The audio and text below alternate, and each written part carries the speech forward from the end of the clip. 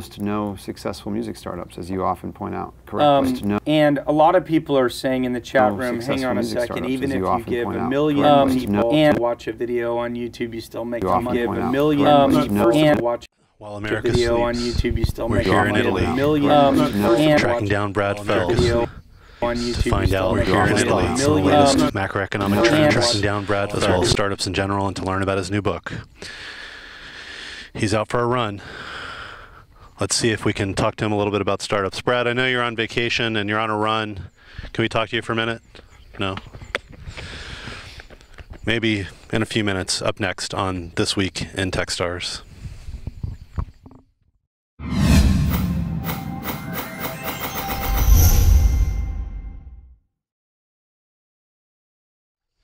So it's a little hard to get Brad on his run, but I've caught up with him in the pool in Italy by the villa. Let's see if he'll talk to us a little bit on This Week in Techstars. Brad, sorry to bother you while you're running. Hopefully this is a better time. You feel a little cooler? Now it's a lot better. Okay. Well, thanks for being on This Week in Techstars again. Thanks. We're here in Italy. Maybe explain what the heck are we doing here? What are you doing hanging out in Italy?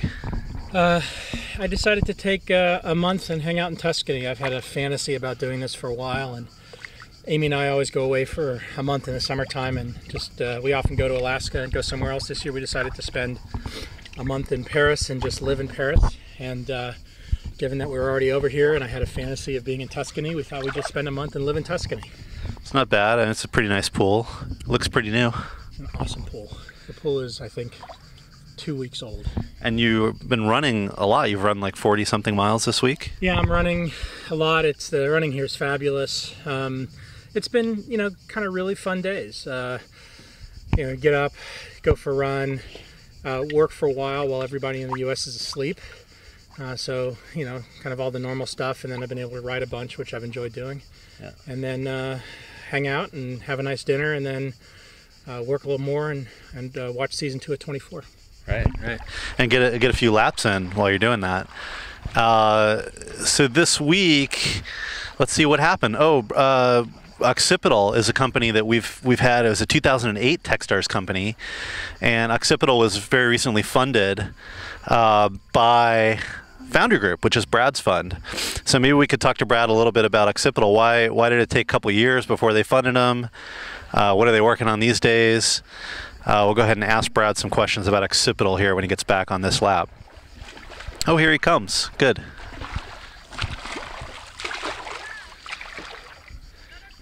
I was thinking, if you measure the miles you've been running in kilometers, it's more impressive. Yeah, but that would require math. Right. So while you were down there, we were talking about Occipital, and Occipital is a 2008 Techstars company. Yeah. Been around for a while, known for Red Laser, 360 Pano. You guys, Foundry Group, just announced that they were funded. I believe it was $7 million that they raised in total, and you guys led that. Tell us a little bit about Occipital and why now versus a couple years ago. Well, we've really liked Jeff and Vikas since they were in Techstars. I think they're really talented guys, and they've always had a really incredible vision of what they wanted to create. They wrote a great chapter in the book that we wrote, Do More Faster, about be tiny until you shouldn't be. And they really lived that. They sort of systematically, bit by bit, built a company. They stumbled around for a while, eventually created Red Laser, became cash flow positive with Red Laser, sold Red Laser to eBay for a bunch of money to the point where they never needed to raise money. And we'd been offering to invest in them for a while. And I think they just sort of waited till they got to the point where they felt like what they had and their vision and sort of all the technology pieces that come together, where they're really ready to mash down on the gas and really go for it. So we're super excited to be partners with them finally. They're great guys. What do you think that they'll do from here? What's next for Occipital? Well, I'm all about them working on the great vision of the portable transportation machine. So I'm looking forward to being able to. It'd be nice. You could get here a lot quicker that way. It would be nice. Yes, it does take a while to get here. Maybe we'll include some enthralling scenes on the plane on the way back. I'm sure that would be awesome. Let's see, another question that came in by email a few times, are people wanting to find out about what's going on with the economy overall and how that affects entrepreneurs. There's been some crazy rides going on. I think we're as I'm doing this recording today, sort of back to where it was before everybody started freaking out again. But let's find out from Brad what he thinks entrepreneurs should do in regard to what's going on in the economy at large and how that should affect fundraising. Here he is. So just talking about how entrepreneurs should think about what's going on in the economy overall, because people are freaking out again. It's been a few years since the last freak out, I guess. And I'm hearing from a lot of entrepreneurs sending us email wondering, do we do something different? Do we raise money now? Is it not going to be a good idea to raise money in 6 months or a year? How should entrepreneurs think about what's going on in the economy and how it affects them? I think nobody has any idea what's really going to happen in the economy. At the beginning of August, I wrote a blog post, which I called Public Service Announcement to Entrepreneurs, something like pay no attention to the Dow. And, if you followed the course of the Dow over, the first couple of weeks of August, it basically looked like this. And there was an enormous amount of, blogs and newspaper articles and pontification and punditry about what's going to happen and what's going to be different. And as far as I can tell, you can speculate all you want, but as an entrepreneur, you can't affect that macro, and so you just have to operate within the context of it. And so all the questions about should I raise money now versus later, and you should raise money when you need to raise money, and optimally you should raise money when you don't need to raise money because you're in the best negotiating position. You should always make sure you have money. Rule number one is don't run out of money. And you can't assume that things are going to be good or bad in the future. You just have to assume they're going to be different and changing and variable, and focus on creating the business that you're going to create rather than worrying about all the things that are uncontrollables. So there's one really specific case before you take off again. What I'm getting a lot of questions on, those are companies that I've been involved in that have raised a $500,000 or $1 million seed round, and many of their investors, not me, but many others, are saying, go raise that double down round now, right? Don't wait until you need to do it. Raise it now because valuations are high in the market in general. Is that good advice, or is that just freaking out? Some of it's just freaking out and reacting. If you can raise the money, raise it. If you just raised $1 million and haven't made any progress since you raised $1 million, you're probably fantasizing that you're going to able to go out and raise a $10 million round. So be practical about where you really are in the life of your business, and recognize that there's an enormous number of companies that are raising sort of seed and early stage financings, and getting that next level of financing is harder. And the thing that tends to cause companies to be able to get that next level of financing past the seed or first round is that they've actually made some real progress. So focus on making real progress. That's the thing that you can control, and don't over optimize on the timing. Okay, awesome. Some good fundraising advice also in the book that Brad and I wrote called Do More Faster, for those of you that haven't read it. Brad also wrote another book that was released very recently along with Jason Mendelson called Venture Deals. And we're going to ask Brad a little bit about Venture Deals, why they wrote it, and maybe one or two practical pieces of advice that are in the book that really every entrepreneur could benefit from. I know Venture Deals is doing really well. You should go out and buy yourself the combo right now. Get both books, Do More Faster and Venture Deals, for maximum education and learning. Brad, we're talking a bit about Venture Deals. Who's this Jason Mendelson guy that I keep hearing about? So my partner Jason Mendelson and I wrote this book, Venture Deals, Be Smarter Than Your Lawyer and Venture Capitalist. And Jason and I have been partners for a decade, and about 6 years ago now, rewrote a series of blog posts dissecting a term sheet. It really hadn't ever been done before in any detail. We tried to do it, pragmatically and humorously. And we've been asked many times over the years by lots of different people, or it's been suggested over and over again to turn it into a book. And what we ended up doing was writing a book that we think and hope will be viewed as a definitive guide to doing an early stage venture financing. At the core of the book is a dissection of a term sheet in great detail. But it's not just about the dissection of the term sheet. We talk about all the players sort of leading up to the deal. We talk about sort of how deals happen, how to raise money, what that term sheet looks like, how to negotiate. But we also get into things like the incentives, how venture capital firms work, and the incentives of the venture capitalists. We toss in a bunch of specific legal things to pay attention to, and lots of gotchas. We tried to write it in a very accessible way, so it's not this sort of turgid textbook. It's also not this sort of legal treatise. It's just sort of written in, nerd English, which is about the best I can do. But to try to really shine some light on how venture deals actually work.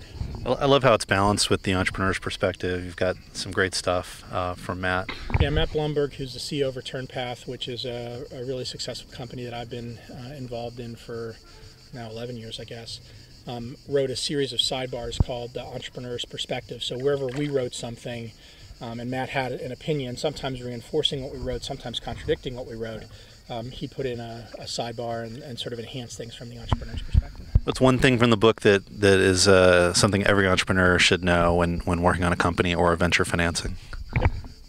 Yep. One specific thing. Hug your VC.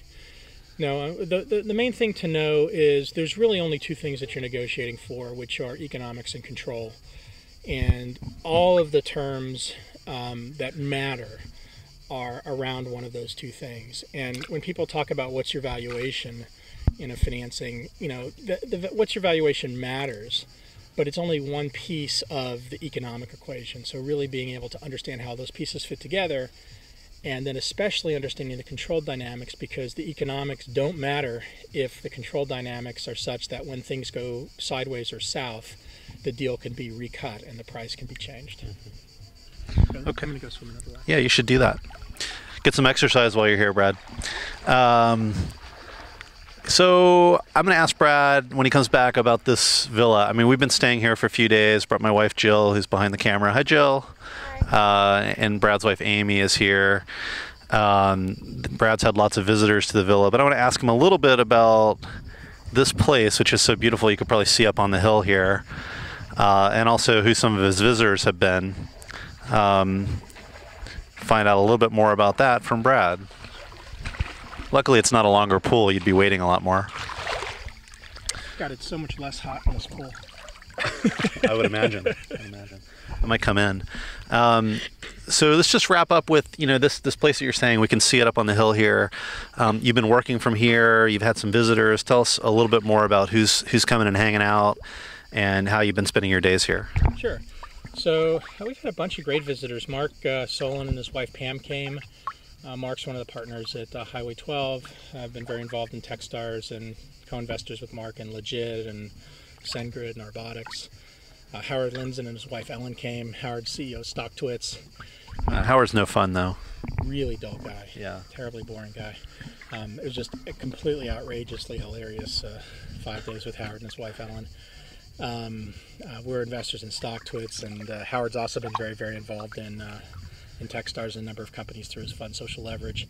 And one of the things that we learned from Howard, or we spent time talking about, Howard's obsessed with the stock market, so he's very focused on the VIX, or the volatility index, which really spiked, the second, or I guess the first and second week of August, with all the volatility going on in the market. And we decided the VIX in Tuscany never gets above 10. It's very calm here. Of course, David, you and Jill are here. My assistant Kelly Collins came over for a week of vacation, which was well deserved since she has to put up with me most of the time.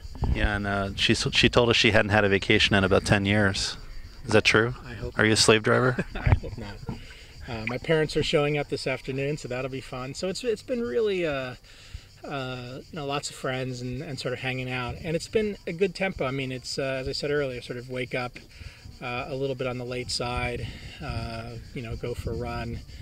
And then it's just quiet. It's very interesting to be, 8 hours time shifted from the U.S. because there's just this long stretch of 4 or 5 hours where, you respond to all your email, you grind through all the stuff you've got, you write a couple of blog posts, you take a look at what was going on, but you're not sort of in the middle of the fray.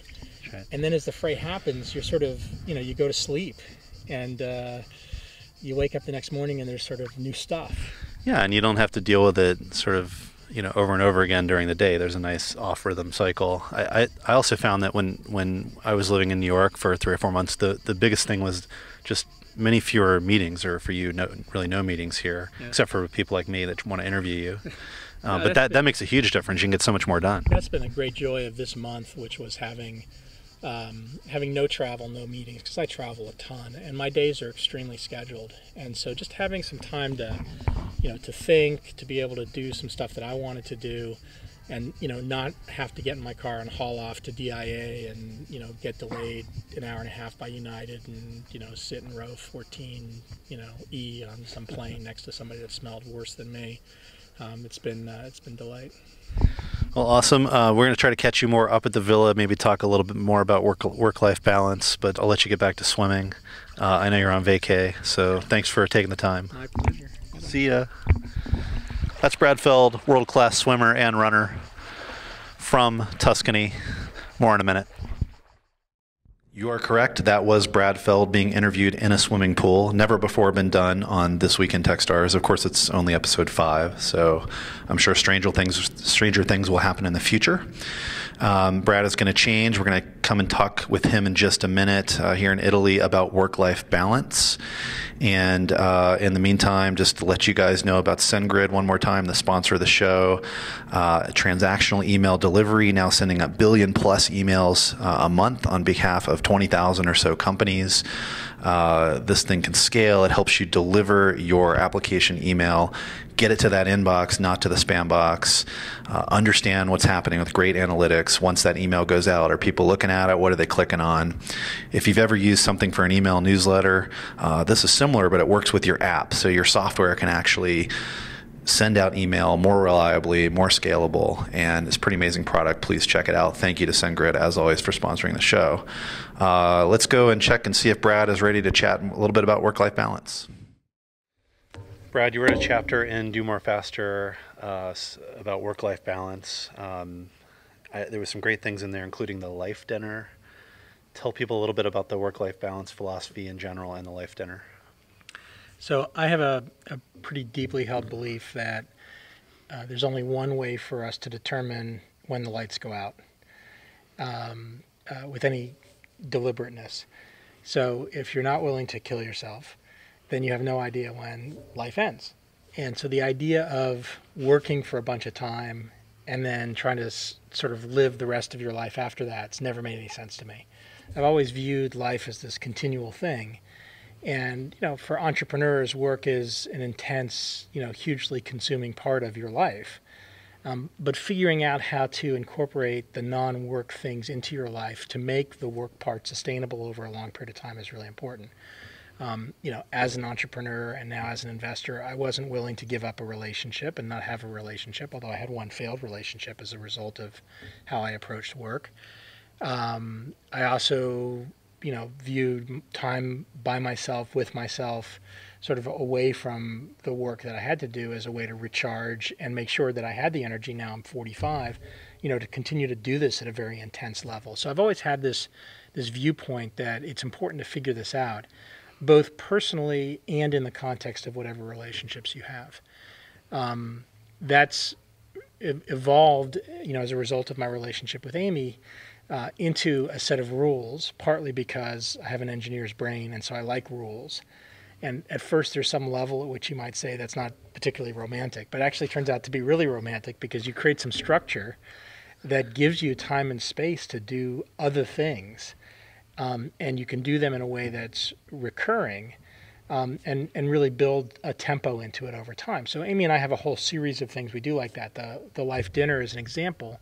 On the first day of every month, we have dinner together. And the way that life dinner came about was Amy said to me, we were going through a set of rules one day, and she said, let's have dinner on once a month. I'm like, that sounds cool.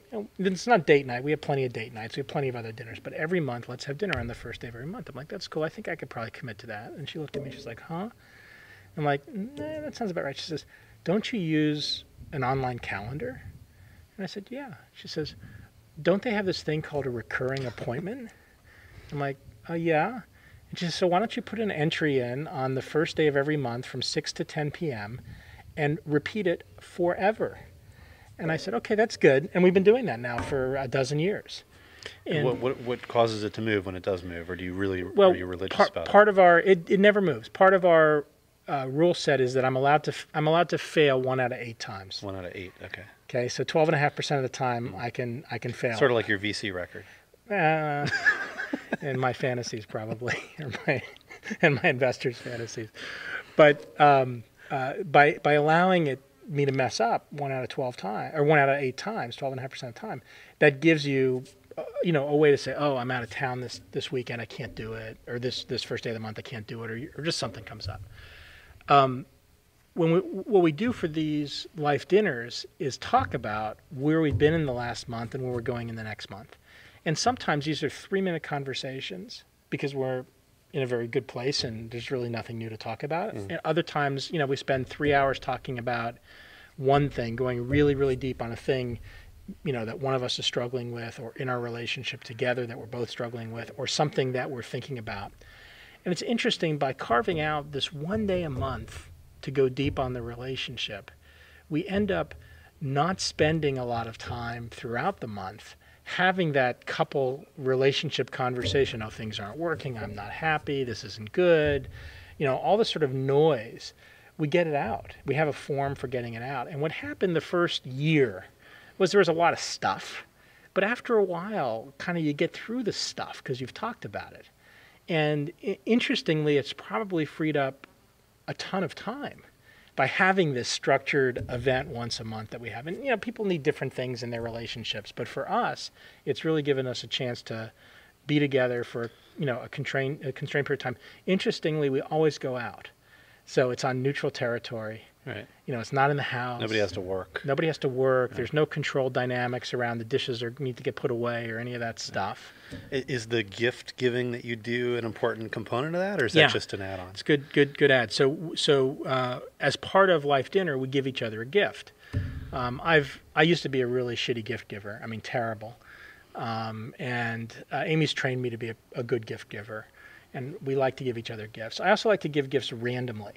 I don't like to give them on birthdays and on, I like to give them unexpectedly. So when somebody has a birthday party for me, I like to give everybody that comes to the party a gift, because nobody ever expects that. I remember getting an iPad. Yeah, you're at a birthday party. That was unexpected. Did it make you smile? Made you happy? A little. Yeah, it's like, oh wow, this is cool. So we give each other a gift, and the gifts range. They can be very, silly, cute things. I think once she gave me a remote control fart machine. They can be. It's useful. It's very useful. Remote control. I mean, if it was just a fart machine, not as useful. But remote control, and it appeals to my inner, 14-year-old. Right. And one time she gave me a car, right? So it really can range. Yes. A lot of jewelry, a lot of art, a lot of but tangible things rather than experiences. And there's no, again, expectation. There's not a one-upsmanship. And sometimes we give boomerang gifts. I gave her a MacBook Pro once because I knew that I really wanted that MacBook Pro. And if I gave it to her, it would come back to me. So stuff like that. But that's also made it, there's sort of a celebration around this once a month experience that we have. So that's one of the rhythms that you have that keeps things in check. But you also do this quarterly sort of off-grid trip. And usually, I guess you do that with Amy every time. Yep. Is that another one of the things you agreed to do? And how does that So we call that work? one the quarterly week off the grid. Yep. And we started doing this again about 10, 11 years ago. And the idea behind this is no phone, no email for a week. We always go somewhere. So we leave on a Saturday and we come back on a Saturday. That's the time frame. Yep. As we're leaving, I give her my phone. I have an out-of-office reminder on my email that says I'm gone. But you've got a backup phone somewhere, I'm sure. I don't have a backup in your phone. sock. Nope. No backup phone. Under your shoe. Nope. And I've trained myself not to go down to the hotel business center and check my email. No cheating. I mean, I really, the first couple of years that I did it, it was a real struggle. But eventually you get to this sort of liberating thing. Literally hand her my phone. She puts it away. Yeah. I get it back a week later. And it also, I guess, becomes an excuse so you don't have to take a phone call or check your email. I'm gone. And if somebody really needs me, my assistant Kelly can find me. I heard a brilliant thing you told me about Josh Koppelman's email. Really smart. I'm going to start doing that, actually. So Josh was on vacation, I guess, when we emailed him, and we got this responder back that said, if you would like to interrupt my vacation, send an email to interruptmyvacation at first round. Brilliant. I thought that's so smart. Brilliant. Because you really have to want to interrupt his vacation. That. So I'm going to start using that instead of having to have Kelly read all my emails. Yeah. I'll have a vacation responder that says that smart. and can send to her. These first round guys are smart. They're very smart. So, you know, this is a little different, though. You've been here in Europe for a month and a half, I guess, taking as part of 2 months. You're working. Is this counting as one of the quarterlies? No. It's not. So you'll still do that. So we have part of our rhythm is every July we go away for a month, and we work for the whole month, but we just change our context. And we have a house in Alaska. We often go to Alaska for that month, but sometimes we go other places. And Amy loves Paris, so we've done that a couple of times, you know, sort of for that month away. It's very interesting to have a work experience where you're working full time and you're completely connected, which you can do today from anywhere because of the internet. But be time shifted and physically place shifted from all the other stuff going on. I don't think we realize how much time and energy gets absorbed by being physically co-located with a bunch of other people or having to travel to spend time with a bunch of other people. And so for a month a year, I give myself the gift of not having to do that because I do that pretty intensely the rest of the year. And every time I've done that, I've always had some new things come up, some, you know, new creative ideas about things I wanted to do. And I've always come back really recharged. And I've never really felt like I was disconnected. It's very funny when you tell people, oh, I'm in Tuscany, have a great vacation. Well, actually, I'm not on vacation. The fact that I respond to this email to you immediately because I'm connected. And it's a hard mental shift, I think, for a lot of people, but it's very, very powerful. So I can see some of this showing up on the hashtag, you know, shit VCs say on Twitter. Not everyone can go spend 2 months in Europe. How do people that maybe don't have that capability in their lives, you know, find other ways of kind of balancing? What techniques have you seen that work? I think that's really important is that the rules that I have and the way that I've configured my life works for me, but doesn't necessarily work for other people. And so I don't have a viewpoint that the rules are things that people should do blindly, but the principles I think are very powerful. So for example, the principle of taking a chunk of time and completely disconnecting from phone and email. That could be a staycation. Important. You could stay at home. It could be 3 days. It could be a weekend. It could be a day. It could be, pretend you have the Sabbath and turn your phone off on Friday night and turn it back on Saturday night. Just that.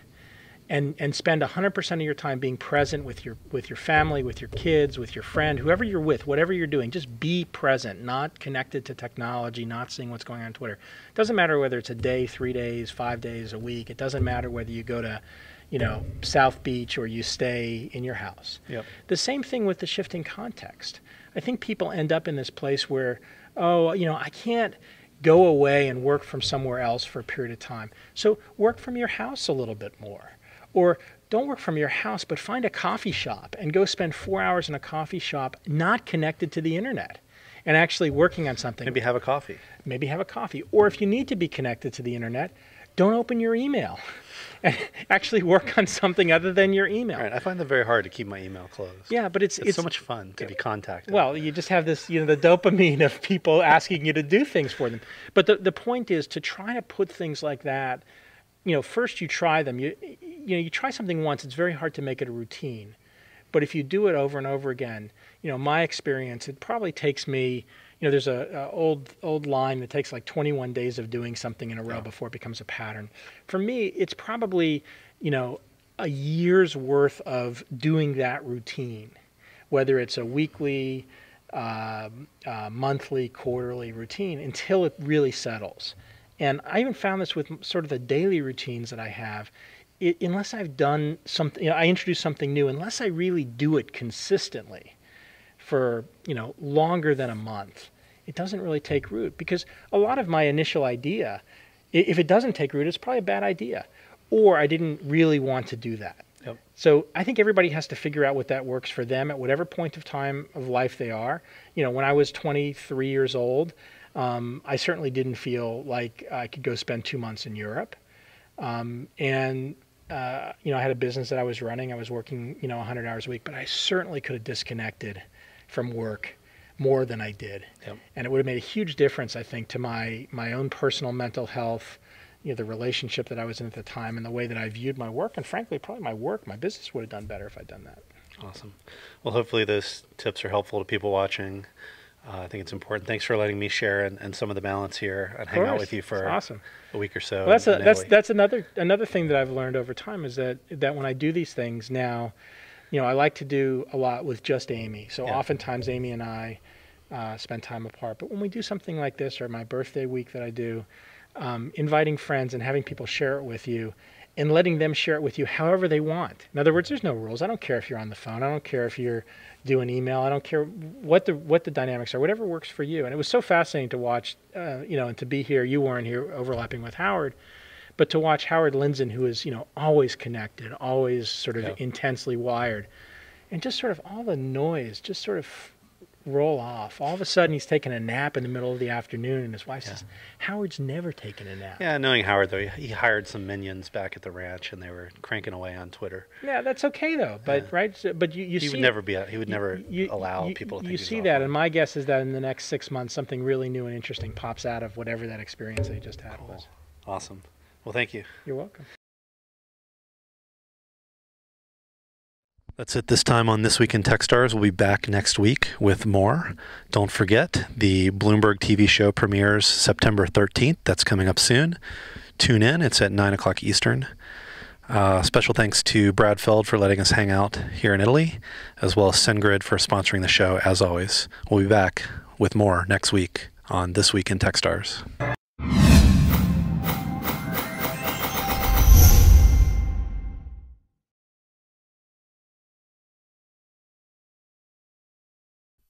Today's episode of This Week in Startups is brought to you by Hiscox. Go to hiscoxusa.com/smallbiz for your business insurance needs. And by GoToMeeting. Sign up for GoToMeeting today by using promo code START to begin your free trial. Today we've got an amazing episode. 5 entrepreneurs are going to enter the Shark Tank, Jason Shark Tank, not the Mark Burnett Shark Tank, and pitch me their ideas. And I've got Tyler here who's going to give them some feedback as well. Stay tuned.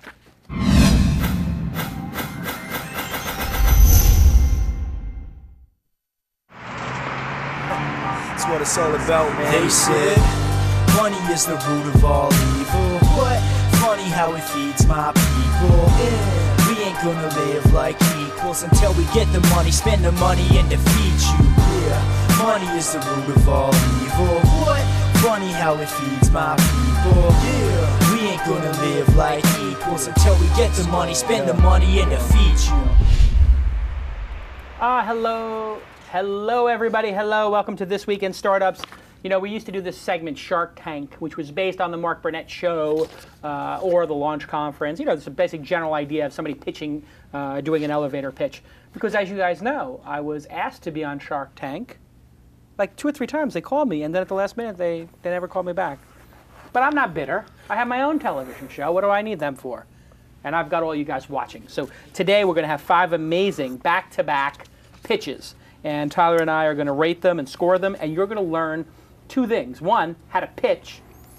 2, just what is a good idea and what makes a good idea and how a good idea could get better. So this is a really great clinic-type episode where you're going to have 5 entrepreneurs pitch their ideas. We're going to bring up their product. They're going to have 60 seconds, and then we're going to give them very specific feedback on everything from how they did as a pitch, how scalable the business is, their branding, all this great stuff. The examples they give during the program. And Tyler, who's here with me, and I have personally sat with well over 500 startups over the last 4 years and taught them how to pitch properly. And Tyler is actually the pitch doctor. You really are the pitch doctor now. You have, like yesterday you came up and showed me a pitch from Startup Weekend. Did that blow you away? It was just like, it's like you do it now and it's almost like, it's like Bob Dylan getting up at the Newport Folk Festival meeting, just like, hey, everybody, and they're all just salivating. You're just like, and it's just like all their minds are blown. It's just like you've become mind-blowing in your ability to do it. Okay, I'll take that as a compliment. Yes. Bob Dylan, that's a pretty good company. Yeah, you are the Dylan of presenting this stuff. It's like I get pins and needles when you pitch something. And hey, one of the great things that you're going to experience today is GoToMeeting. That is the service I use for my meetings, and it's all one flat fee for unlimited meetings. And they have now the ability to do HD faces, and we're going to show it to you live. Hey, let's just switch over real quickly and show my 5 pictures. There they are. Hey guys, everybody wave, and look how beautiful that looks on HD Faces. They're all, it's a good-looking group of guys, and they're all going to be pitching.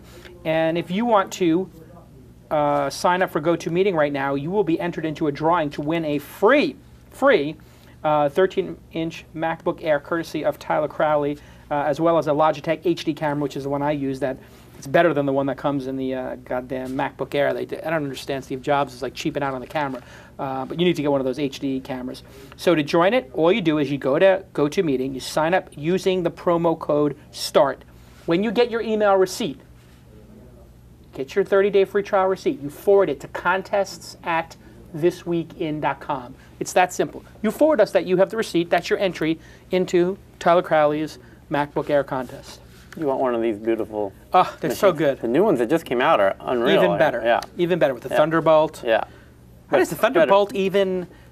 Everyone's like, oh my God, it's got Thunderbolt. But is there anything you can plug into a Thunderbolt? I don't care about the Thunderbolt. Just the processor. The processor is like twice, 50% faster. So it just, but it's already a ridiculously fast. I do. I have had no limitations on this machine. Yeah, it's an amazing machine. It's even better than the iPad. So anyway, sign up for GoToMeeting, and you'll see us using HD Faces, their new software, today on the program as we do these pitches. Okay, so first up is Addison Hardy. Before we get started, yeah, I just want to throw out a little caveat. Yeah. You know, normally when we do these, we take a positive tone. We do take a positive. We celebrate entrepreneurs. Yes, we're fans. You could say we're fans. We want to be positive. We want to be encouraging. Yes. Having said that, I'm in a feisty mood. You're in a feisty mood. So it's going to be particularly bottom line. Really? Are you saying some people might? There might be tears. There will be blood? There will be tears. There will be tears. All right, well, there you have it, folks. Tyler's going to be very critical, which is good, because if we're critical here, it's critical with good intent. It's tough love. It is definitely love. well intended. Definitely well intended. All right, so let's do it. First up is Addison Hardy. Addison, are you there?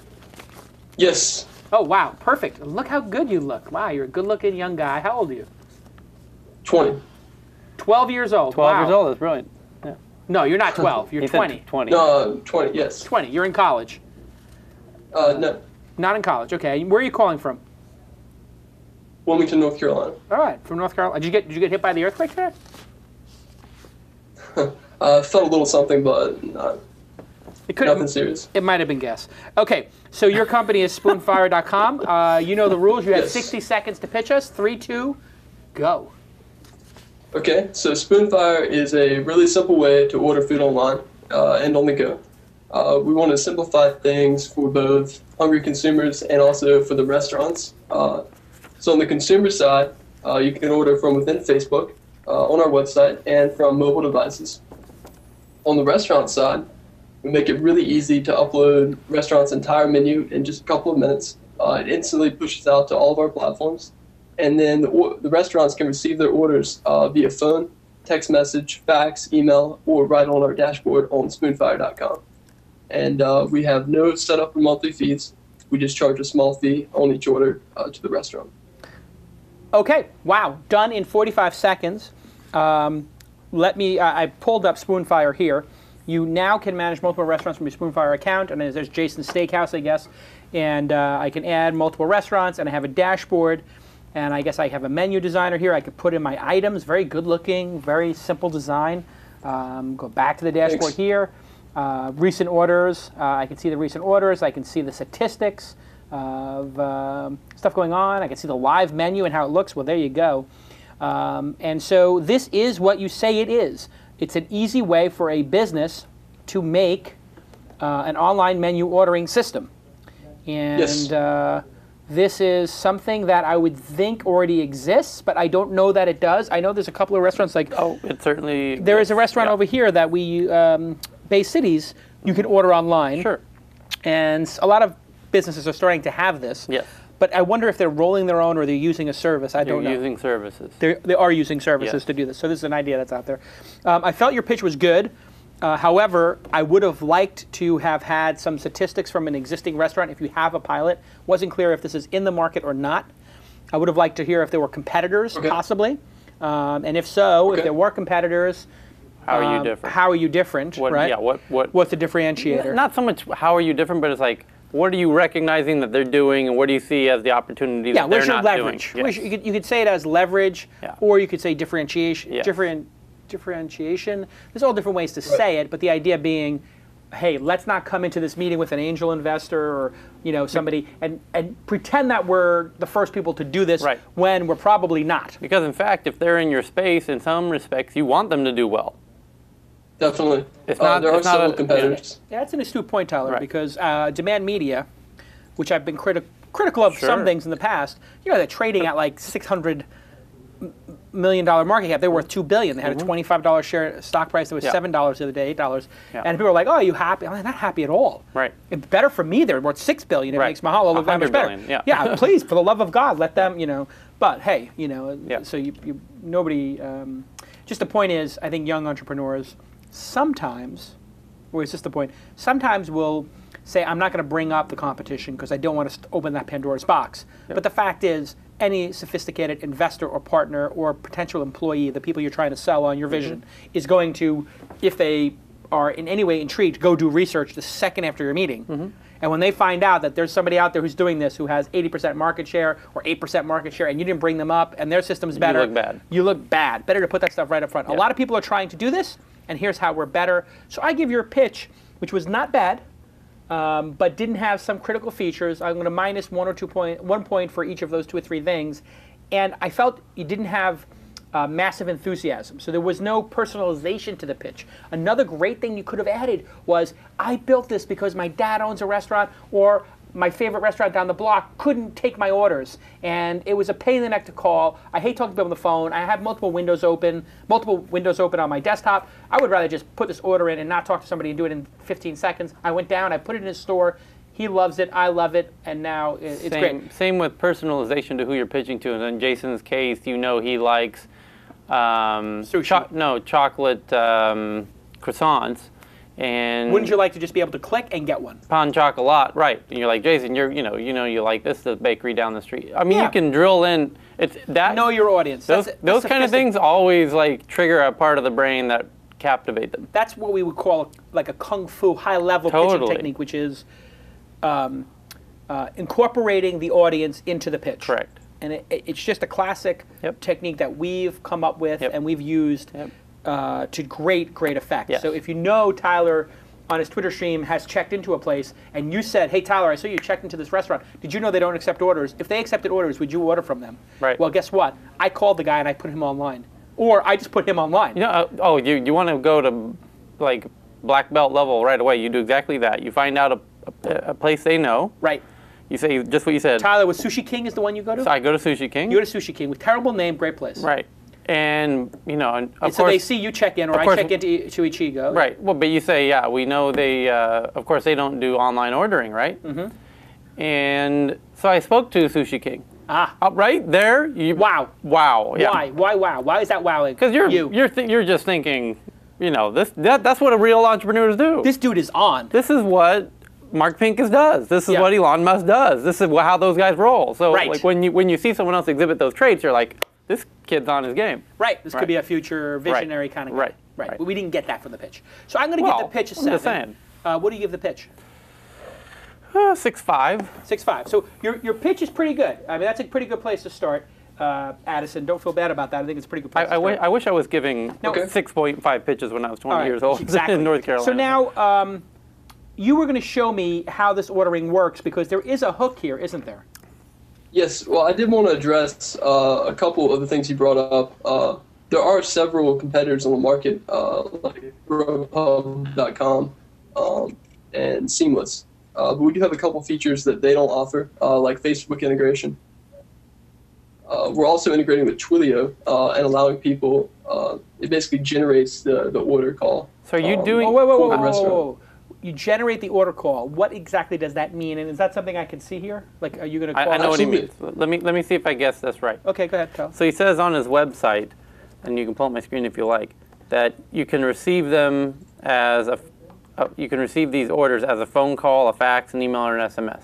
Right? That's the business channel. Right. Hold on. Let me move my screen, because there it is, the phone, right? Yeah. Right. So you choose how you want to receive it. So I kind of like this, because that's interesting. We didn't even really get into the business side of it. But you're saying the local business can get my order for chicken wings as an SMS message? or as a phone, or as a fax, or as an email. That's what he's saying. Right. That's pretty dope. You have to offer that kind of flexibility because these people are like have their proprietary way of how they like to do business. Yeah. Well, we always do the fax. We like the fax. We like the fax. Right. No, that's good. We talked to a number of restaurants, and they all had a different way they wanted to get orders. So we just did some all. You're gonna and then you're gonna have to do some of them by phone. The trick is, how do you go from mobile app to phone? Well, you can put in the phone number, but the other thing you could do is do Twilio, which is actually surprisingly simple, and it'll trigger the phone call and place the order via Twilio. So we were going to demo that here on the show? Yes, I can demo that right now. Okay, go ahead. So I've created a restaurant called Jason's Steakhouse. I see it. Great place. And I can actually switch over and share my screen and show the ordering. I would love to create Jason's Steakhouse. Oh, look at that. He's going to switch over, and he's going to show the order. I didn't know that in... this is one of the great things about GoToMeeting is that the participant can actually then take control of the screen and then show his screen. Or you can just, or if you just want it for expedience sake, just... Can you see my screen right now? No, but you may have it behind your current window. But why don't you just send the call? Go ahead and send it so we can keep the show moving. Oh, there it is. We can see your screen. Okay. All right, so there you go. Wow, look at GoToMeeting, huh? How good I like is that? how you still see the face above it, too. I still see his face, right. So that's inside of Facebook, I see. Yes. Okay, so I just ordered a couple things. You ordered a couple things. And I'm going to check out. Okay, you checked out. Boom. Okay. And submit. Okay. Oh, and look at my phone is ringing here on my desk. Let's go to the studio cam. And you receive a call. Okay, so I'll just hit my speakerphone here. God, I love the fact that we can do all this technology. A new spoon fire order. Oh, wow. The order is for Addison, and their number is 919-555-5555. The order is 1 spoon fire sampler, 1 spoon fire sampler, 1 New York slice with cheese, and that's all for this order. Thanks for using Spoon Fire. We'll repeat the order until you end the call. Well, that's you have a new Spoon Fire order.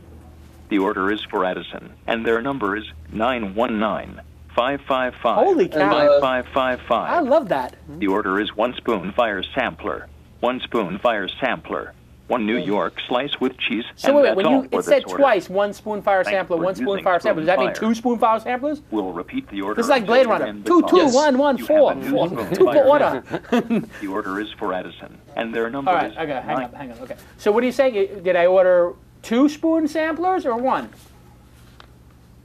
Right, you ordered 2, and the reason for that is just a lot of people told us it was easier to process the order if it just repeated the items like that instead of just saying 2. I would like to easier to engineer, yeah. It's easier, sure. well, and it also might be easier for them to hear on the other line, like 1 vanilla shake, 1 cheeseburger, 1 vanilla shake, 1 chicken sandwich. You know, like well, especially if they're button triggered, yeah. Yeah, exactly. Okay, well, this is great. I think the business has great potential. You're going to be coming into a crowded market where people are. It's brutal. It's brutal. And you're selling to a customer who grinds their teeth when they pick up the phone and they hear someone trying to sell. I mean, they just all day long. All day long, people selling into those little businesses. Yes. So and how do you charge? You charge $1 per order. You charge $50 a month. Software as a service. What do you charge? We have no fees, monthly fees, or setup fees. We charge 10% of each order. That's the way to do it. That's the way to do it? Yeah, you have to, because you can't. These people don't want to give any fees for anything. Got it. And now, do you handle the actual billing as well? Is that the idea here? Yes. Oh wow. So basically, and how quickly do they get their money?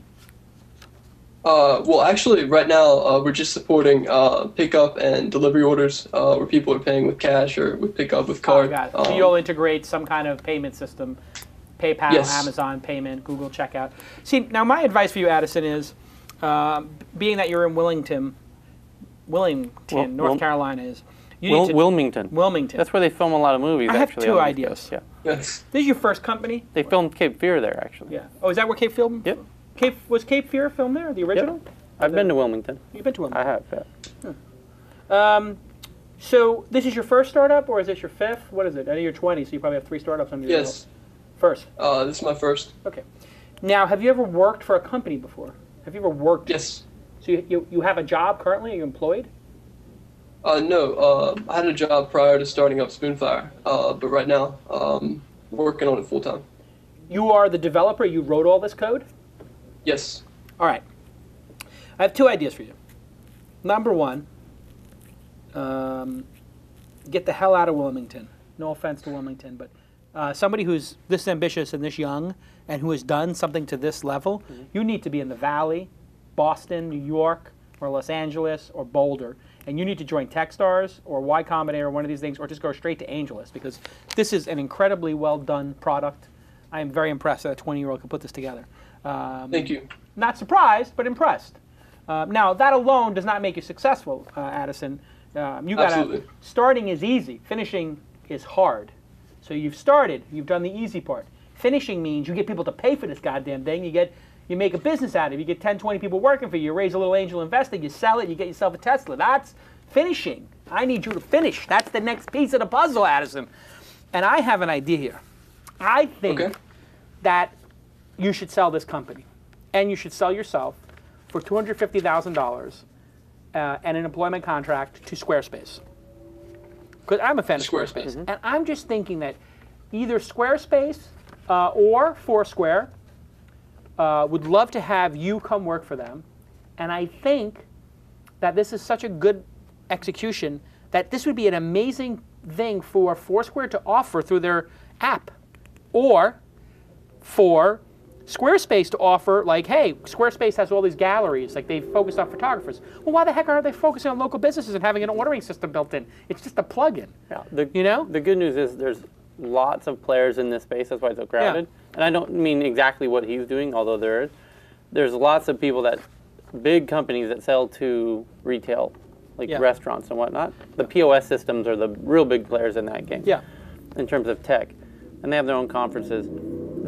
The POS players, it's so crowded that they're looking to get into other new kind of things. What about Jack? You think Jack from Square would be into this as well? I'm making a list here.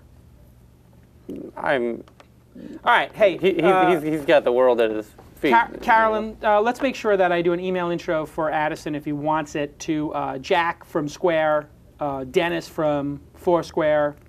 Who else? Absolutely. Squarespace.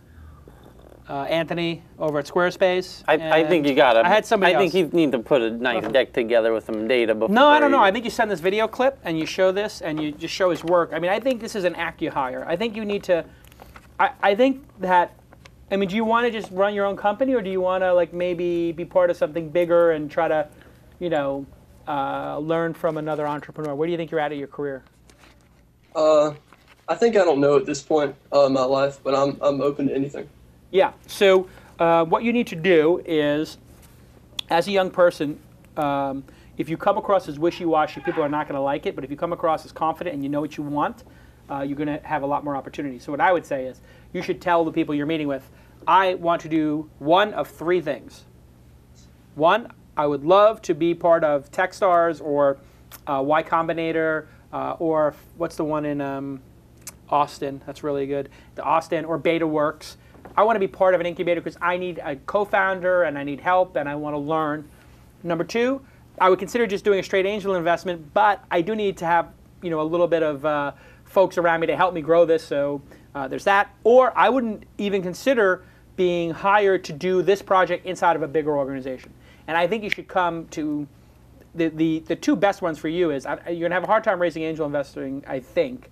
Not impossible. But one of those 2 others, being part of an incubator like BetaWorks, John Borthwick would be a great one, or on the other side, joining a Techstars or whatever. It's a really good possibility for you. So anyway, you make your own luck, Addison, and your luck just went way up because you made a great product. Congratulations. I give the business on itself an 8. I think it's a good business, 7 or 8. I know it's competitive, but I think it's a good way to get into the market. Maybe even offer it for free and just let people use it for free and then find something else to upsell them on. I don't know.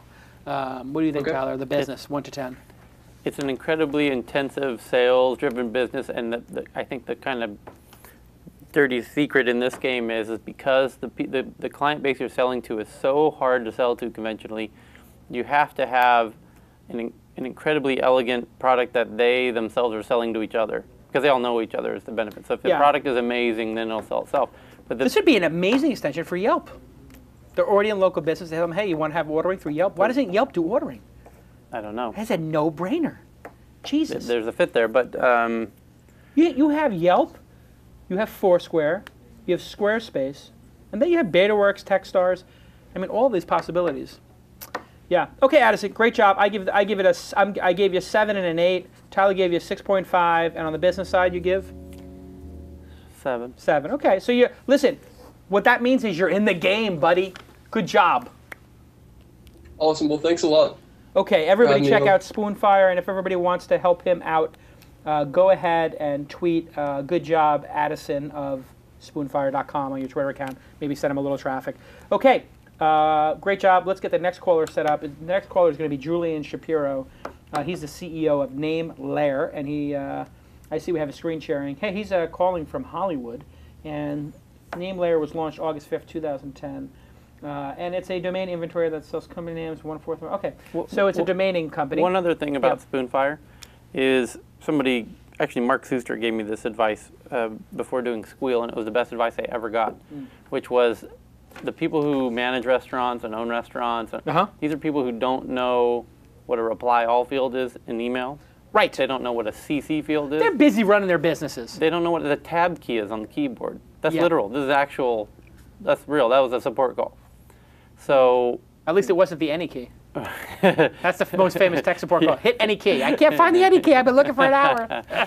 So designing products for those folks is actually incredibly challenging because they don't know elementary stuff that you would normally, and most engineers are just going to assume. So there's a huge There's a huge gap. Okay, so hey, before we get to hear about this NameLayer, which I'm particularly interested in because I love a good domain name, let me take a minute to thank Hiscox. Hiscox focuses on insurance for professional service providers and startups. That's us. It's not a one-size-fits-all process. You only pay for coverage you need. Hiscox is how Tyler is now insuring himself, and he went through the process and got it done in 5-10 minutes. Coverage starts at just $22.50 a month. And let me tell you something, every business, if it reaches any level of success or notoriety, will be sued. Just watch our last couple episodes, The last couple of episodes, it's like everybody telling their horror stories. Hiscox believes in transparency because they're very confident. All the reviews, negative and positive, are posted online. And over 96% of customers say they would recommend Hiscox to a colleague. That's why they were allowed to become a partner of This Week in Startups. They're very specifically for exactly the type of people watching this show and ourselves. They're doing small startups. This is not for, they're not. If you got 500 people, it might be some different solution for you. This is a solution everybody go to hiscoxusa.com/smallbiz to get a quote. Thank you, Hiscox, for saving our asses over and over again. You really want to protect yourself and protect your intellectual property and protect your company and protect your employees and protect your shareholders. This is just basic 101. Julian, are you on the line? I'm on the line. How's it going? It's going great. I see a black screen. I'm not sure what I'm looking at it, but Julian, you're calling from Hollywood, That's California. Right, just a few miles away. Just a few miles away from sunny Santa Monica. And you know the rules, so you have 60 seconds. 3, 2, go. NameLayer is a domain inventory created specifically for tech company names. Today, company names are no longer chosen. Instead, they're the result of a process of elimination. Buyers scour Cedo.com's massive database looking for the best domains they can find, given a set of keywords. Then most domain owners ask for inflated prices because they're waiting for big paydays, and those are the ones who bother responding. NameLayer solves the domain finding and the domain pricing problems by doing two things. First, by curating a small inventory of around 200 domains at one time, we provide startups with premium names that they can go through in under 1 hour. They no longer need to rely on brainstorming keywords. Second, we price our domains at 1/4 of their market value, resulting in average prices of between $1,000 and $3,000, which means that bootstrapped entrepreneurs don't have to break the bank. Example domains include monochannel.com, zensale.com, and toyset.com, and we add more every week. Okay, great. Well done. I like the concept.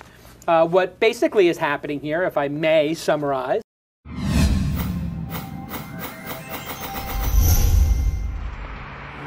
That's what it's all about, man. They said money is the root of all evil. What? Funny how it feeds my people. Yeah. We ain't gonna live like equals until we get the money, spend the money, and defeat you. Yeah. Money is the root of all evil. What? Funny how it feeds my people. Yeah. We ain't gonna live like equals until we get the money, spend the money, and defeat you. Welcome everybody, it's another This Week in Startups. Gary Vaynerchuk is back, hot on the heels of his last book, crushing it. The Thank You Economy is his latest book. What's going on, Gary?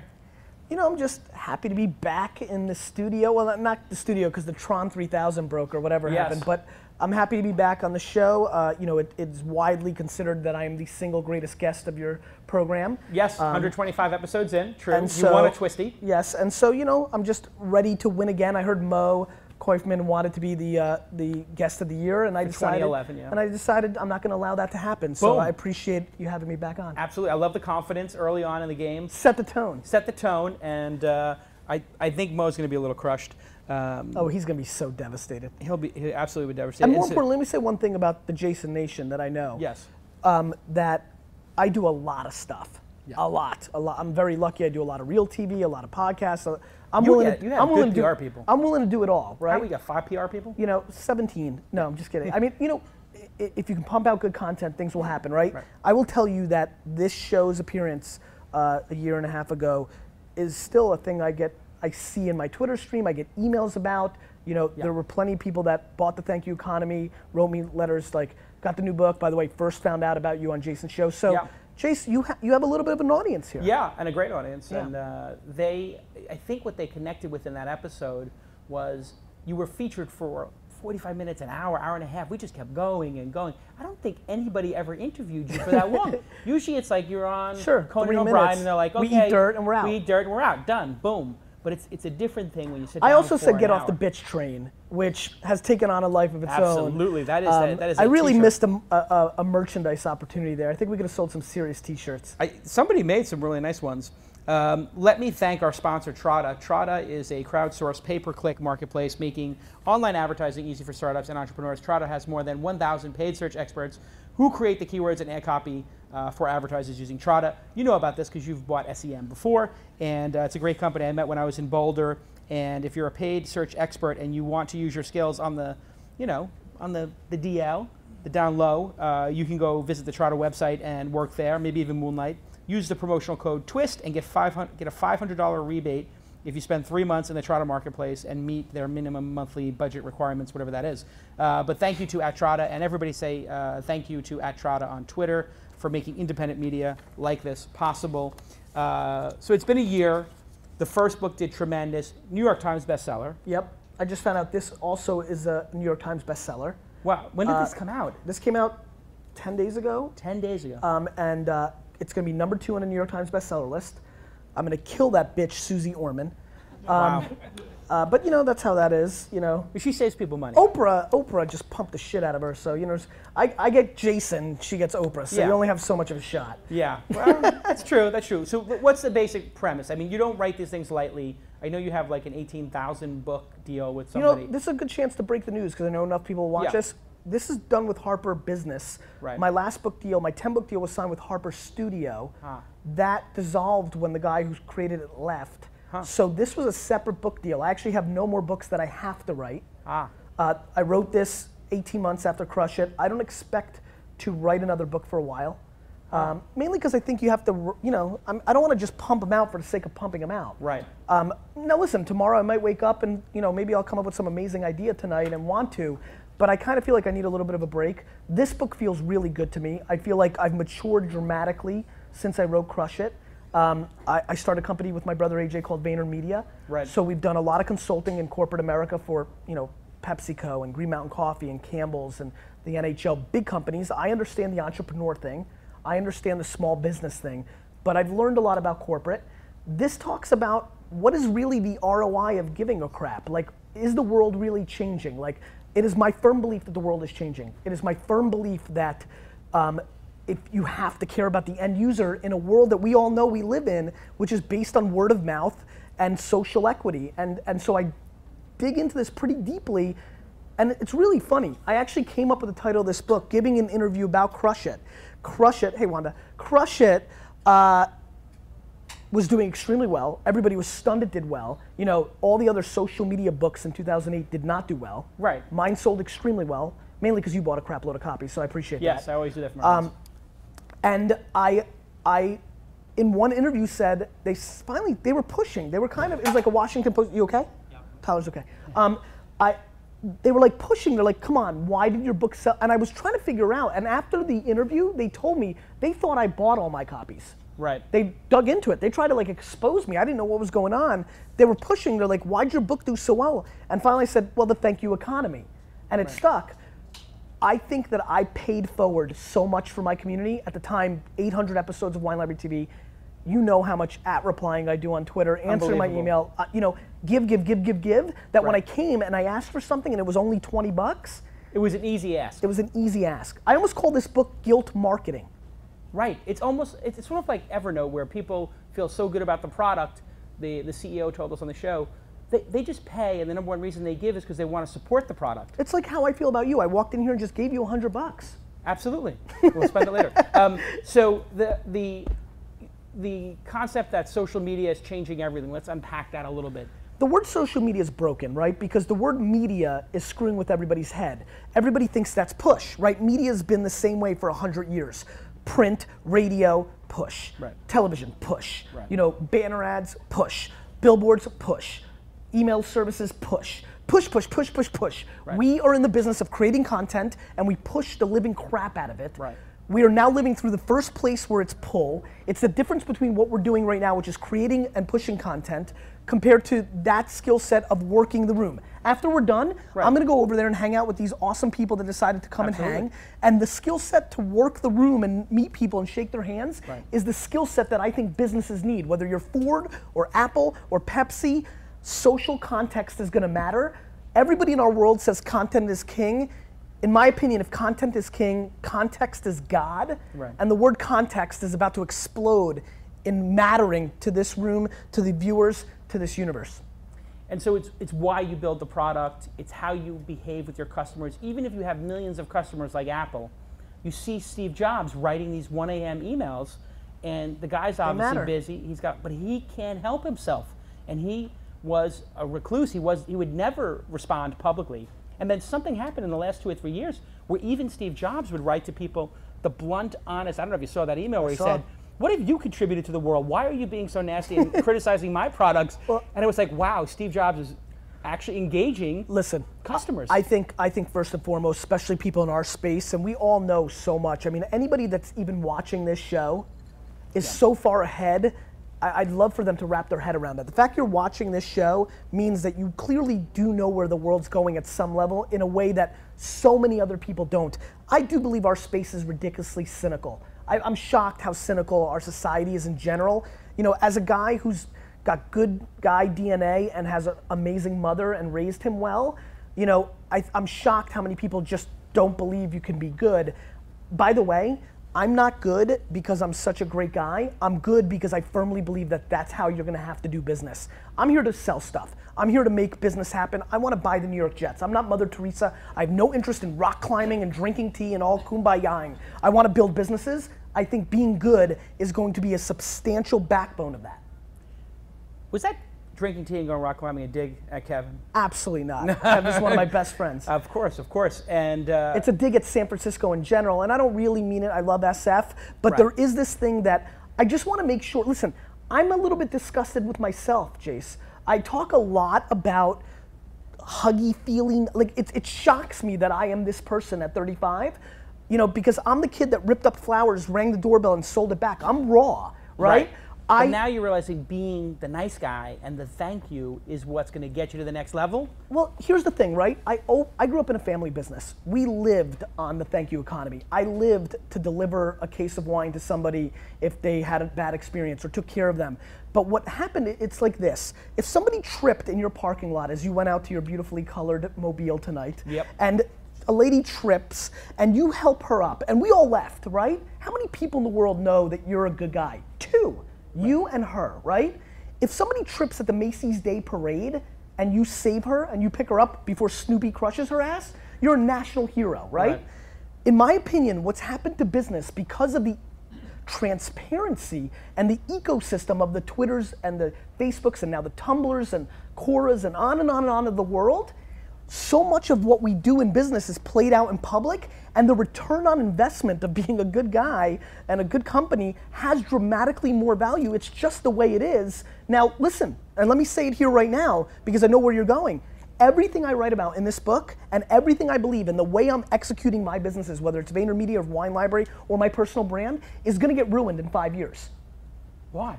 Because it's gonna be like email. Do you remember the first time you got email? Yeah, it was important. It was. You were pumped. You were like, holy shit, I'm not paying for a stamp fee on this. This is incredible. No phone call fee.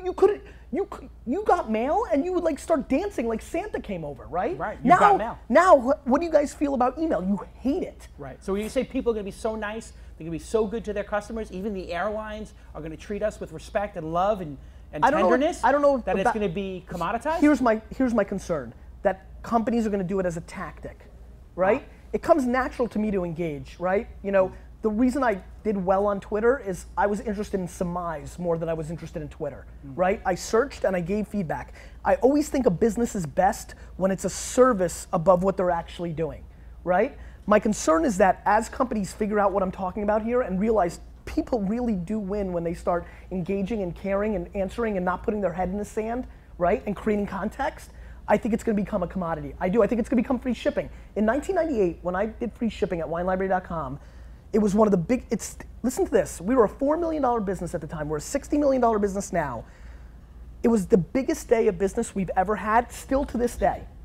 Okay? Free shipping. Free shipping. It was the first time I ever did it, 98.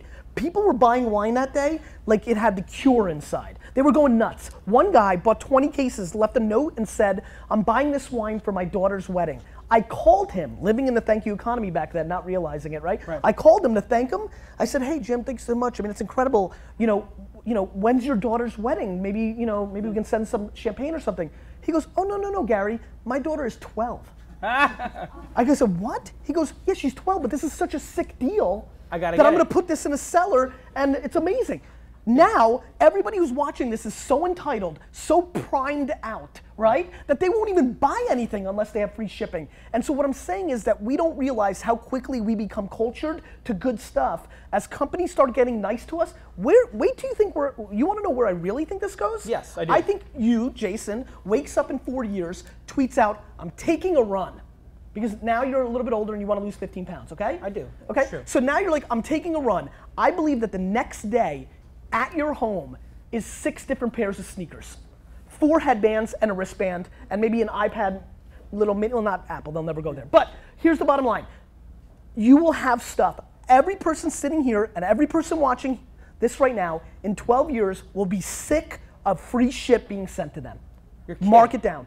I actually am a little sick of that right now. I have to be honest. Well, when you you're a superstar. No, but it is anybody. And you who rock pink shirts. Can we zoom in on the pink shirt? I mean, the pink shirt is just tremendous. I think it needs a little respect. It needs a little respect. I agree. And by the way, I got the Tesla is colored after your book cover. Why do you think I did it that color? It is happening already though. Brands have figured out with some of these tools. What's the one, Tyler, that does your score? Cloud, like this Cloud score. Yeah. They seem to have figured out who the influencers are with this Cloud score, and I thought it was a really dumb idea when I first heard it. Yep. And now I think it's brilliant. Well, it's brilliant because now understanding corporate, they don't want to really do the homework. No. It's so much more fun to look at Cloud and be like, oh great, an 84, send them some shit. Exactly, and so now I'm a 73 or a 76 or something, and they keep sending stuff. And it's movie tickets, and it's this, and then Ford's agency is calling me every day to try to get me to take a survey. I don't want to take a survey. Right. So you're right. It's already going to. That's the future. It's going to get annoying. These brands are going to want to do too much. And here's why. And here's why I want everybody to understand it. I'm not here to rah-rah it, and this is why it's going to happen. Here's why I think it's going to happen. I don't think people understand how much a brand is willing to spend to get to you. Guys, they're willing to spend an ungodly amount of money to get to you. Now, where are they spending it? They're spending it through platforms that keep a big chunk of the change, right? Now, these traditional platforms... Not very efficient. Not efficient. Nielsen's CEO, in this book I write about, the Nielsen CEO came out and said, well, our numbers are probably about 8% off.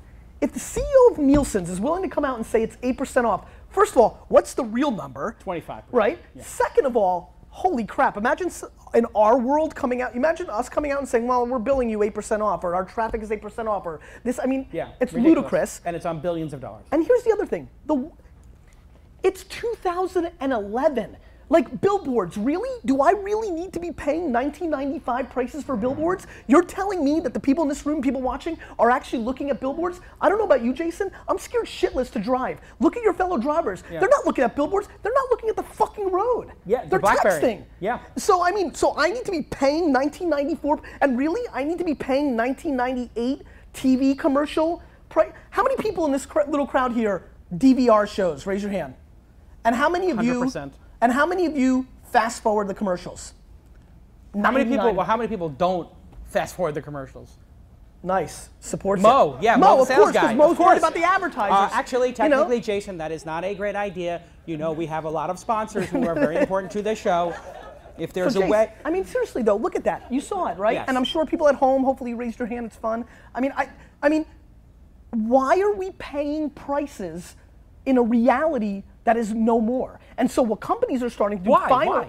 Because it's all a circle jerk. Is it inertia? No, it's a circle jerk. People want to make it easy. Brand managers of these big companies want to just buy TV because they want to sit at home and see the commercial that they paid for and be like, yeah, I made a commercial. They want to see their billboard. Do you know that they put billboards by executives' homes? Do you know billboard companies run billboards by executives' homes so the CEO and the COO, when they drive on the way to work, be like, there's my billboard, my good. I mean, really? It's such a... Tyler, can you get on Tyler, that? Get on billboard. That. If we get billboard in Brentwood. Did you hear what Groupon did with Living Social? Groupon did with Living Social? They put billboards near them? The building across the street has a billboard. 6 stories tall, right across their... That's the FU billboard. By the way, the whole Groupon Living Social battle is so fun. They need to go into a steel cage, raw, I love it. But awesome. Jason, here's the bottom line. It's all a system, right? I mean, it's a system that makes sense. It's the way they've always done it. It's easy. Here's what you do if you're... The paradigm is shifting. If you want to be a CMO at a major CPG company, you play it safe. Consumer packaged goods. Correct. You run a commercial, right? If it does well, you're a champion. If it doesn't, you spend the next year analyzing why it didn't do well. I mean, it's really quite ludicrous. It's super non-entrepreneurial, and it's living in a time that doesn't exist anymore. So what's gonna happen is younger blood is coming in, disruption is happening, people are getting put out of business, see a Blockbuster, see a Borders, it's gonna continue, and what's gonna happen is people are gonna start looking at their business and they're gonna say, wait a minute, if we wanna get to the end user and we're paying on average $287 and the data's not right, why don't we just give the $287 to Jason because he just said that he's a runner, fuck it, let's give him 3 pairs of sneakers. And then maybe he'll buy the 4th, the 5th, and 6th. And you're creating context, right? Yeah. And listen, do I think I hope people don't misunderstood. This is just on product giveaway, right? Let me give you an example. The Thank You Economy at Wine Library. We had a customer who just dropped 20 G's on wine, very short, and from Chicago. I told Kristen at Wine Library, I want you to know who this person is. We found him on Twitter. We put him into our CRM system. We started following him.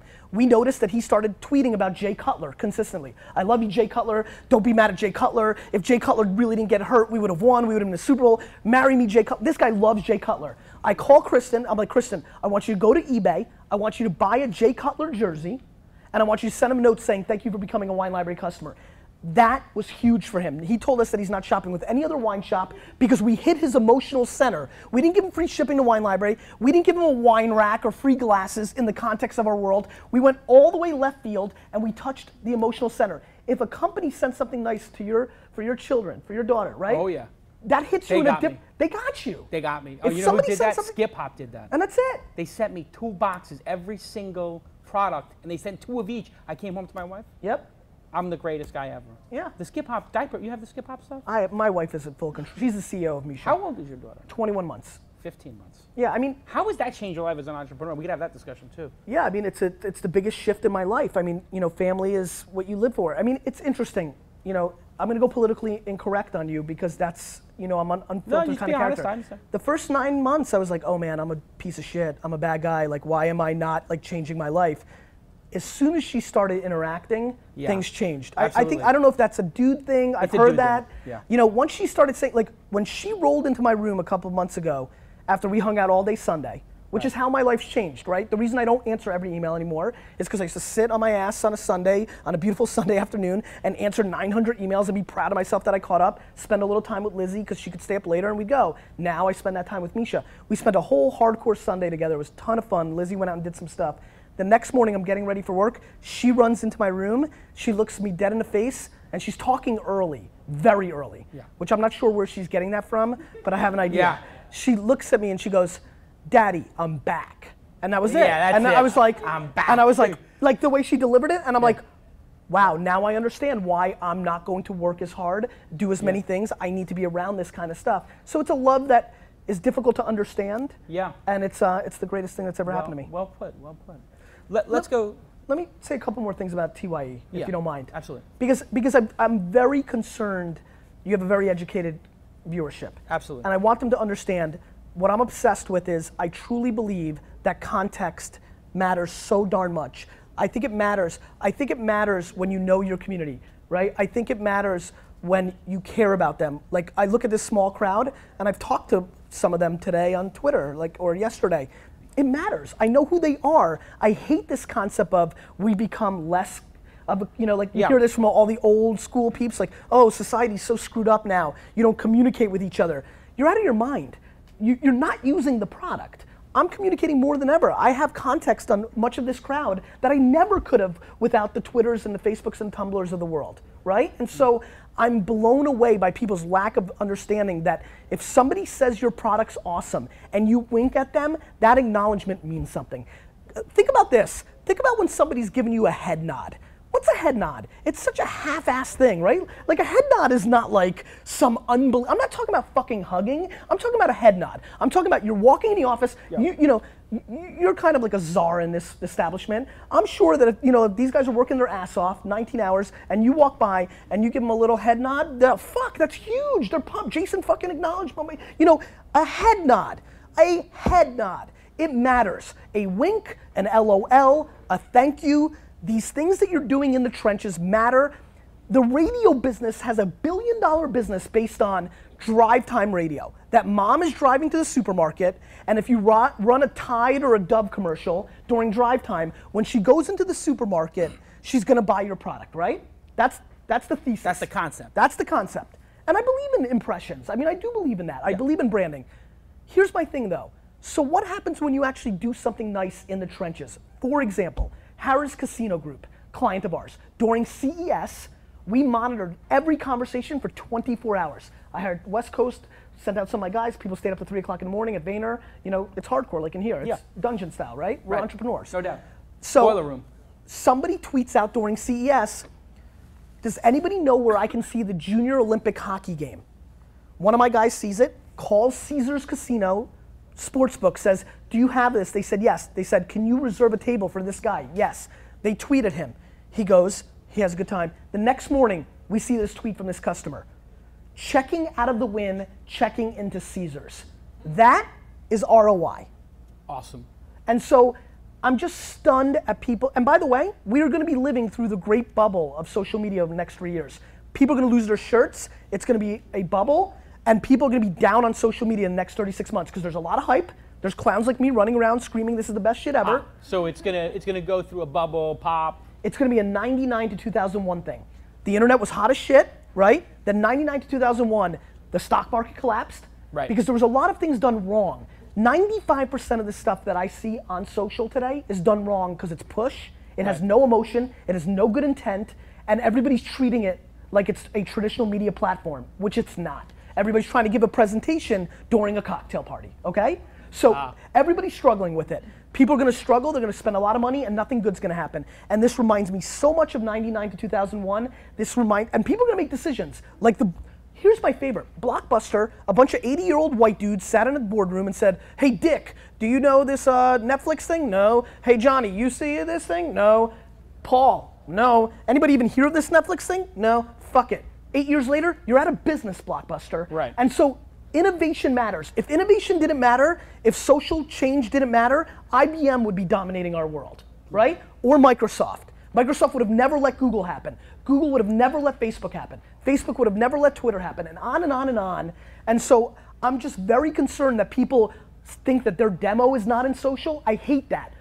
Gary, my customers aren't in social, they're older. Everybody's fucking grandma is on Facebook. Absolutely. I mean, come on, that ship has sailed. Like, please don't give me bullshit excuses because you don't want to put in the work. I mean, that is what it is about, right? I mean, you go to one of these companies and they know they're supposed to be doing it, but they're just like, I am no, they say, scared to what's death the of my ROI? company. What's the ROI? What's the ROI? Oh, they want to quantify and it. I always say, well, what the fuck is the ROI of your mother? Like, I don't know what I don't have data to show you the ROI of Tamara Vaynerchuk, but I can sit firmly here and tell you that it's everything. It's the whole fucking game. Because without the way my mom raised me, I'd be a clown. And so I don't understand how people don't understand the emotional impact of business. It's not just black and white. Plus, by the way, traditional, your black and white data sucks. It's horseshit. Arbitron, the major fucking radio company, in the bottom of their website says the data from Arbitron is the opinion of Arbitron. It's not even data. It's not even fucking data. Do you know that Nielsen's sends little questionnaires to people that have the box and asks them to fill out the shows they watched? Right. You guys know that? Right. I mean, they're lying. They're making it up. Yeah, I think I watched Oprah. I watched PBS. I was watching stupid. Nova and then Meet the Press and It's some such other horseshit. educational The whole program. thing is really interesting. It's a whole circle jerk. Right. And it's going to collapse. Disruption's coming. And the companies that outcare and actually, when did not caring about your end user become not a real job or something that didn't have ROI? Yeah. It's all going small town rules, Jason. Your grandparents, our collective grandparents, are much more positioned to be successful in 2015 than we are because we're entitled, we're soft, we want everything to be scalable. Everybody in our world that's super smart wants everything to be scalable and scripts and data and all this. Yeah. Everybody in traditional, right? They just want, they want it to be the way they want it, and old school, and I think it's something very much in the middle. It needs to be about human interaction, and you can scale caring with social. And it's interesting you mentioned scaling because GoToWebinar and set up webinars with that. That's a pretty good segue, wasn't it? That's amazing. Go ahead, do your thing. Yeah, so thank you to GoToWebinar for letting us set up webinars. It's so awkward to do a commercial in the middle of the social thing. But I actually used GoToWebinar to have 70 people on the phone for the launch conference, for all the exhibitors. I said, everybody get on the phone, all the companies, and we'll do a Q&A session. It worked brilliantly. And this is actually, I think, the future of media. I get to pick who's the sponsor of the show. And I only pick the products that I actually use. Sure. Like GoToWebinar. 30 days free, use the promotion code TWIST. It's like 3 easy steps. It works. It's like GoToMeeting, but you can use like 1,000 people on it. And I really do appreciate them. I always say thank you to them. You guys say thank you too on Twitter. Just say thank you at GoToWebinar for sponsoring This Week in Startups. And that little thank you, let me tell you something. I started doing that on This Week in Tech, I don't know, 2 years ago with Leo, and I said, hey, everybody who's listening, go thank GoDaddy and go thank Squarespace and thank these guys. And the sponsors were more interested in the thank yous on Twitter, or equally interested as they were for the ad on the show. But let's understand why people who are watching this right now would go and do that. You've clearly given them enough that they feel like they want to. You paid forward. You didn't come out of left field. You put out a lot of content that doesn't cost them anything, right? You've been in the scene a long time. So it's not only skill set, but it's actually engagement in the audience, and everybody's got different levels. Listen, Jason, you know this better than anybody because you were around the first day I started. The first day I did Wine Library TV when I had zero brand equity in tech, you were there. So you watched what happened with me. Sure. There's a million people that have come and gone. The reason I've been relevant is because I've just given as much as possible. This is a case study of my life. And you haven't stopped. I mean, I think that's something that people forget. You had done it consistently for years now. I mean, how many of these episodes have you done now? So I retired from Wine Library TV at South by during my keynote. I stopped at episode 1000. Right. Because I wanted to continue to innovate. I launched something called Daily Grape. Ah, this is the new iPhone app. This is the new iPhone app. And it's still on the site too, and the Android's coming. But I feel like I was meeting with a lot of startups. I do a lot of angel investing. We've invested in some things together. And I keep yelling at them, right? They come in and they're like, okay, Gary, here's what we are. We're like Quora meets Instagram with a little Gowalla and a shade of Path. And I'm like, I don't give a fuck. Like they always, and they're like, and we're gonna be on TechCrunch, and we're gonna be, and Mashable's gonna write about us, and Chris Sacca and McClure are investing in us. And I was like, what does any of this mean? Social proof. You know what I mean? I was Social like, proof. what problem are you solving, and do you give a fuck about your customer? Then all of a sudden I kept saying, what problem are you solving? One day I'm driving and I'm taping Wine Library TV and I'm like, what problem am I solving with this? I'm like, entertainment has value. I get it. But there's a lot of content out there. So what I realize is wine scares people, right? People watch my show because nobody knows anything about wine. It's hard, it's difficult. There's a lot, everybody in wine's a douchebag. And so I decided that there are a lot of bags in there. There's a lot of bags. So now when you watch a show mobily or on the site, you can add a wine to your wish list. It goes into the app, right?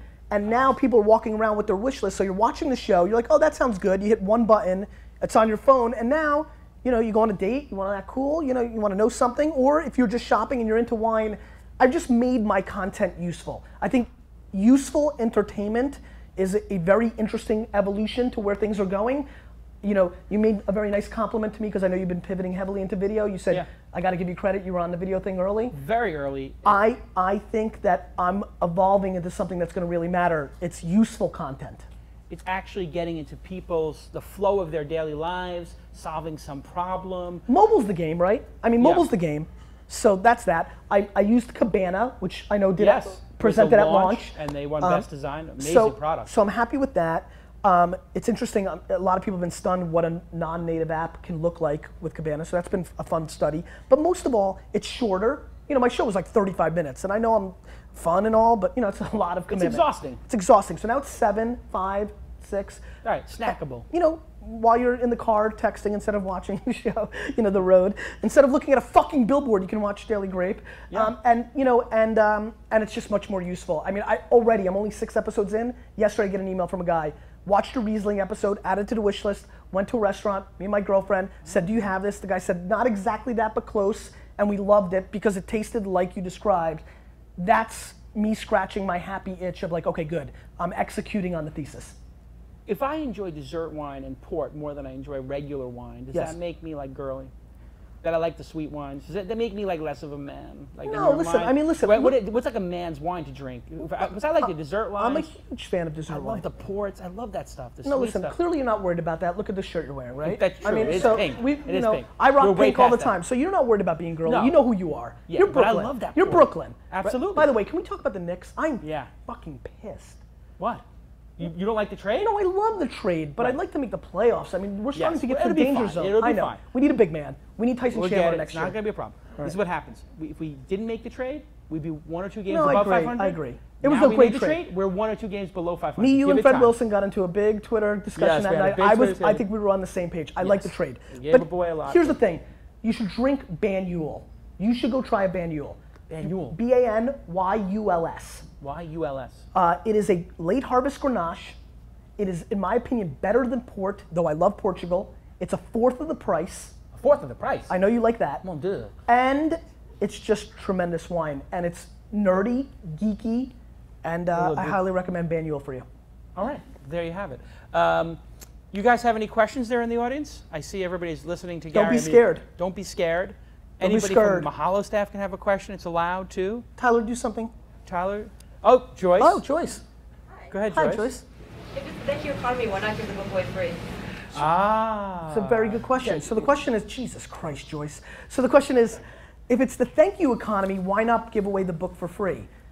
The thank you economy isn't called the free economy, you know, so that's the first reason. And by the way, and I said it early on in this, and it's super important for me to context this, I'm a businessman, right? Like, I'm excited that I put out real hardcore, you know, I like that I'm a businessman that built, like Tony Hsieh, Jason Fried. I like to buy these books or support them because they've gone out and actually built businesses. And I have nothing against Malcolm Gladwell and other people like that, but I really do enjoy the thought of like buying business books from people that have gone in and executed in the trenches instead of people that have taught at universities, right? I mean, I think that's interesting. For me, I'm a businessman. I feel like it's a super value for 13 or 14 bucks for what I'm doing in there.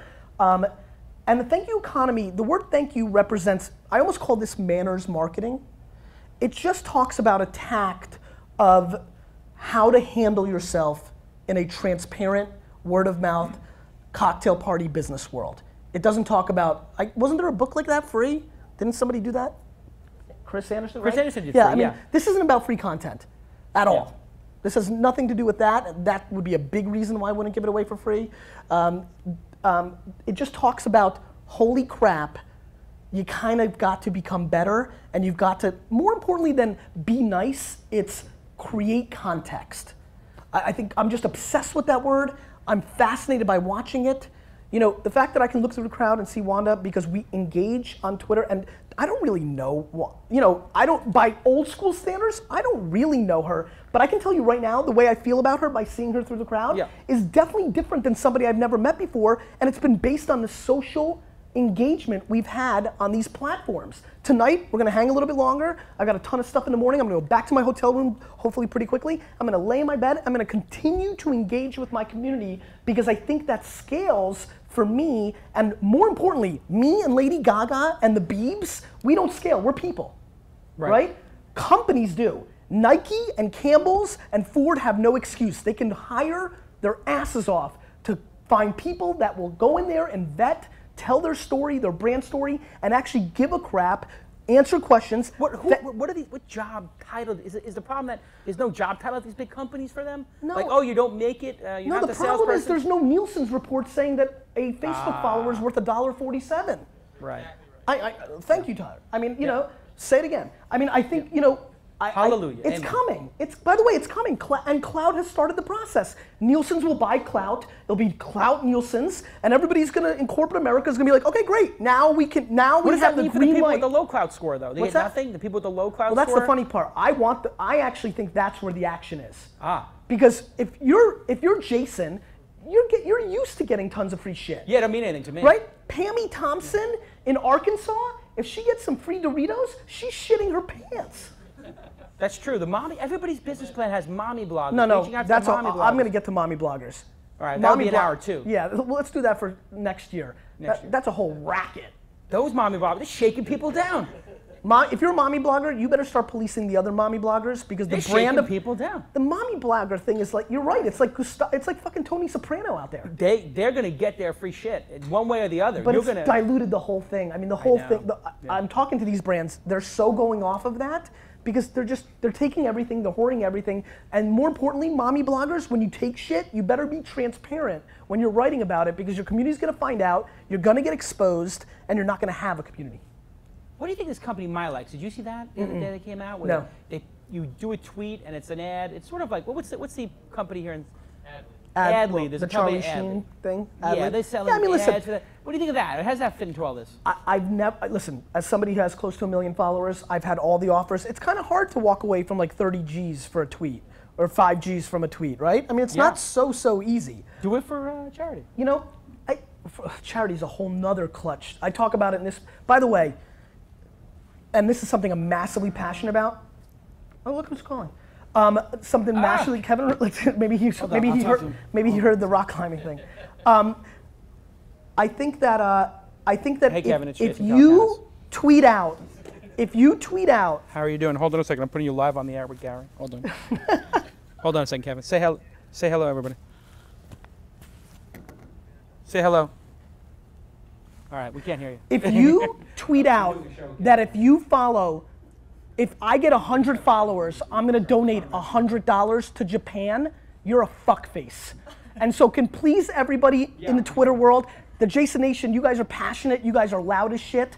Please do me a favor. The next time somebody tweets out, if I get 50 more followers, we'll donate $50 to the Japan relief, or $100 to the New Zealand Earthquake Foundation, or the Red Cross. The next time you see it, please personally email me at Gary@VaynerMedia.com with the link so I can piss on those people. I hate that. Yes, just give the fucking $100. I mean, just give the $100, asshole. Yes, it's so douchey. I mean, so like, I feel like that all bleeds into the same stuff.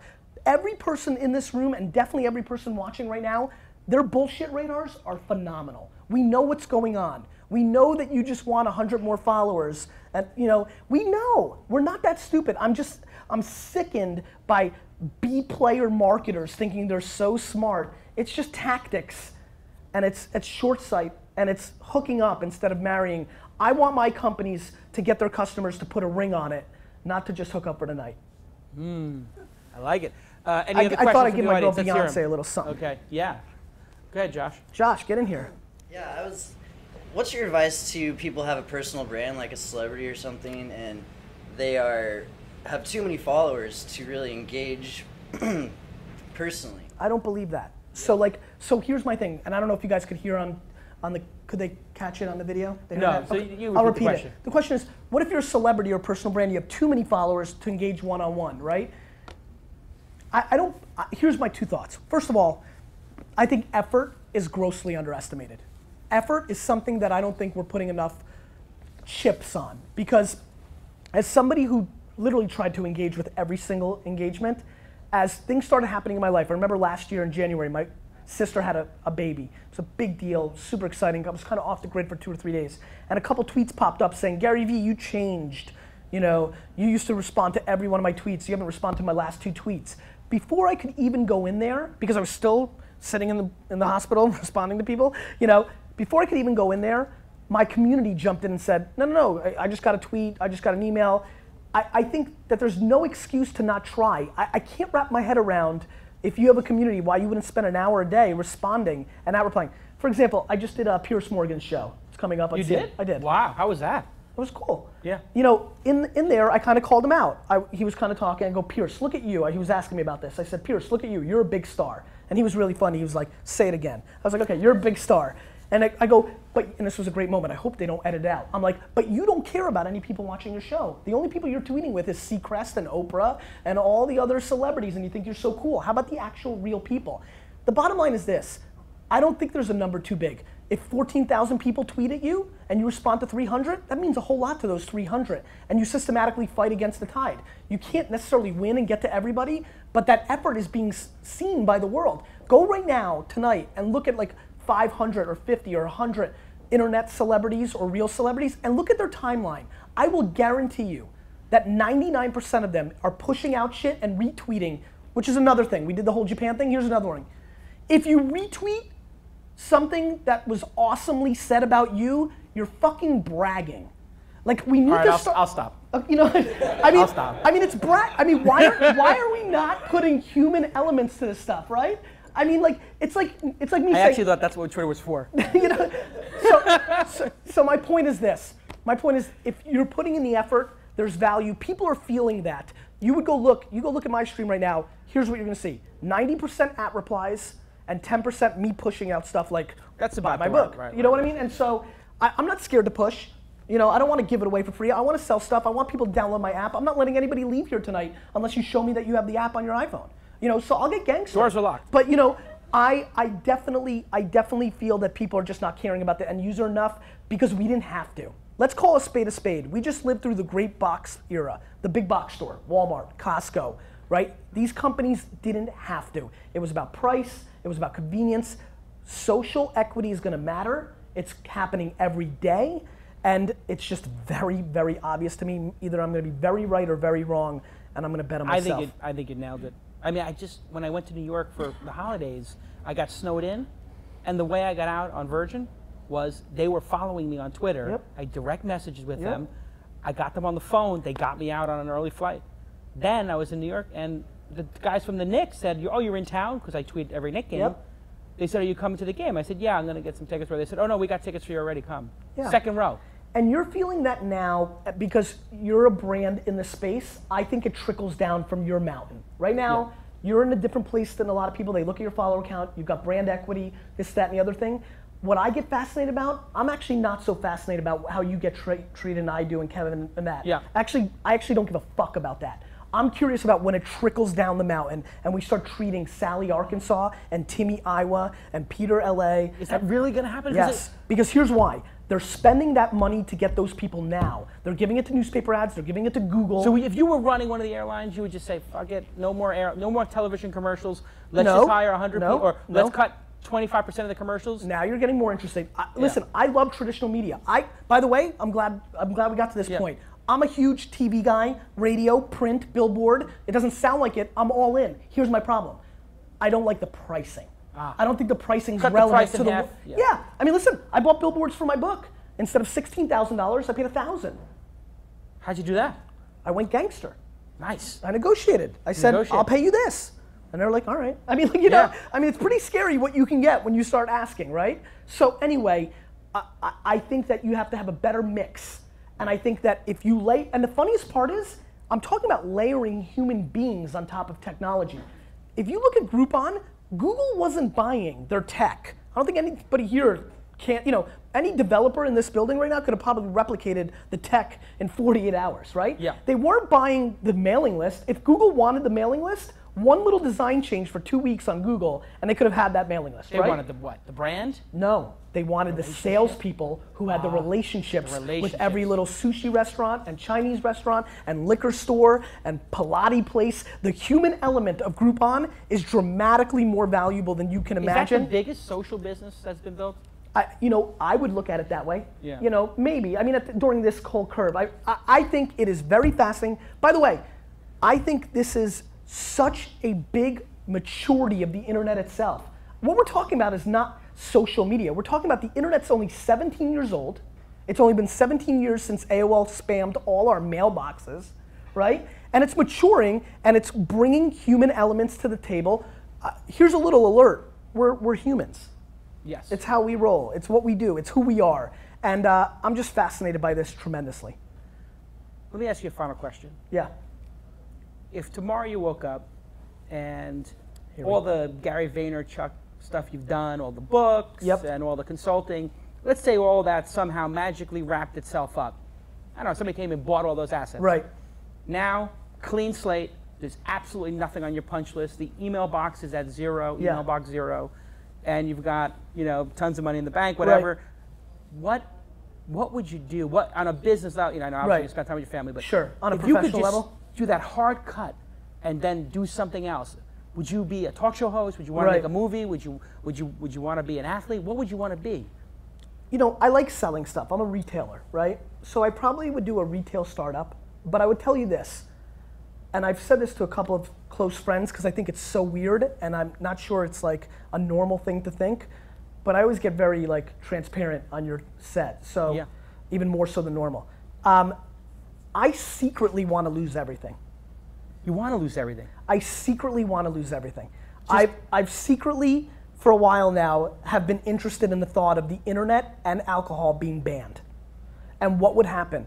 Because I'm so confident in my chops, I want to show everybody that I can go to dead zero and build it all back up. So when you painted that picture, that excited me.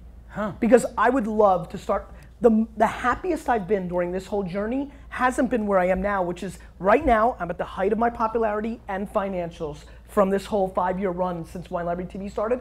My favorite day was the day I started Wine Library TV because I taped in front of a camera, I sat there and I said, everybody I know is about to think I've lost my shit. All my employees are gonna be scared about what I'm about to do. It was scary. But not for me, right? Right. I knew exactly what was going to happen. I hated the articles in 07 and 08 when I started blowing up. People were like, Gary, could you believe this happened to you? I was like, yeah.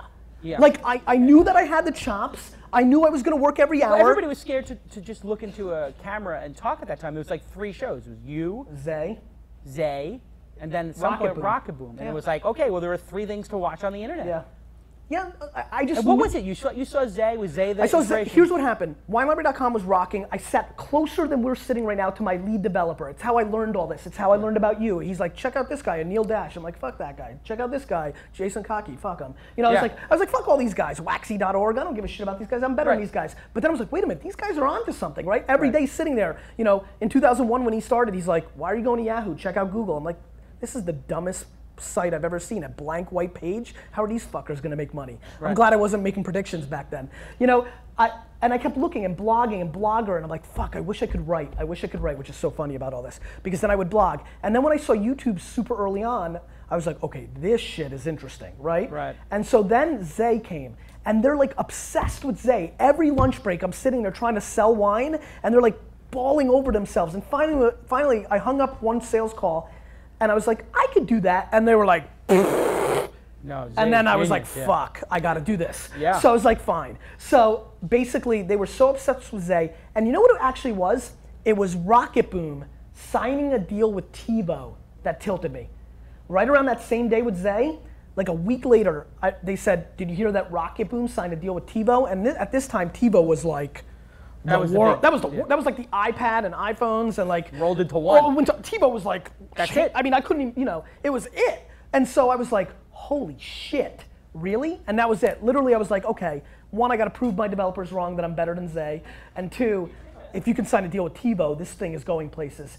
And I sat down, I taped that show in February of 06, and I just knew. And that was my favorite time. So you telling me a day in the world, I would like to even add that I wish I could erase all my equity. Forget about the money. I wish nobody here knew who I was. I'd love right now to start from zero. Go into some, like, you know how comedians go into like bars in like Tennessee and work on their craft?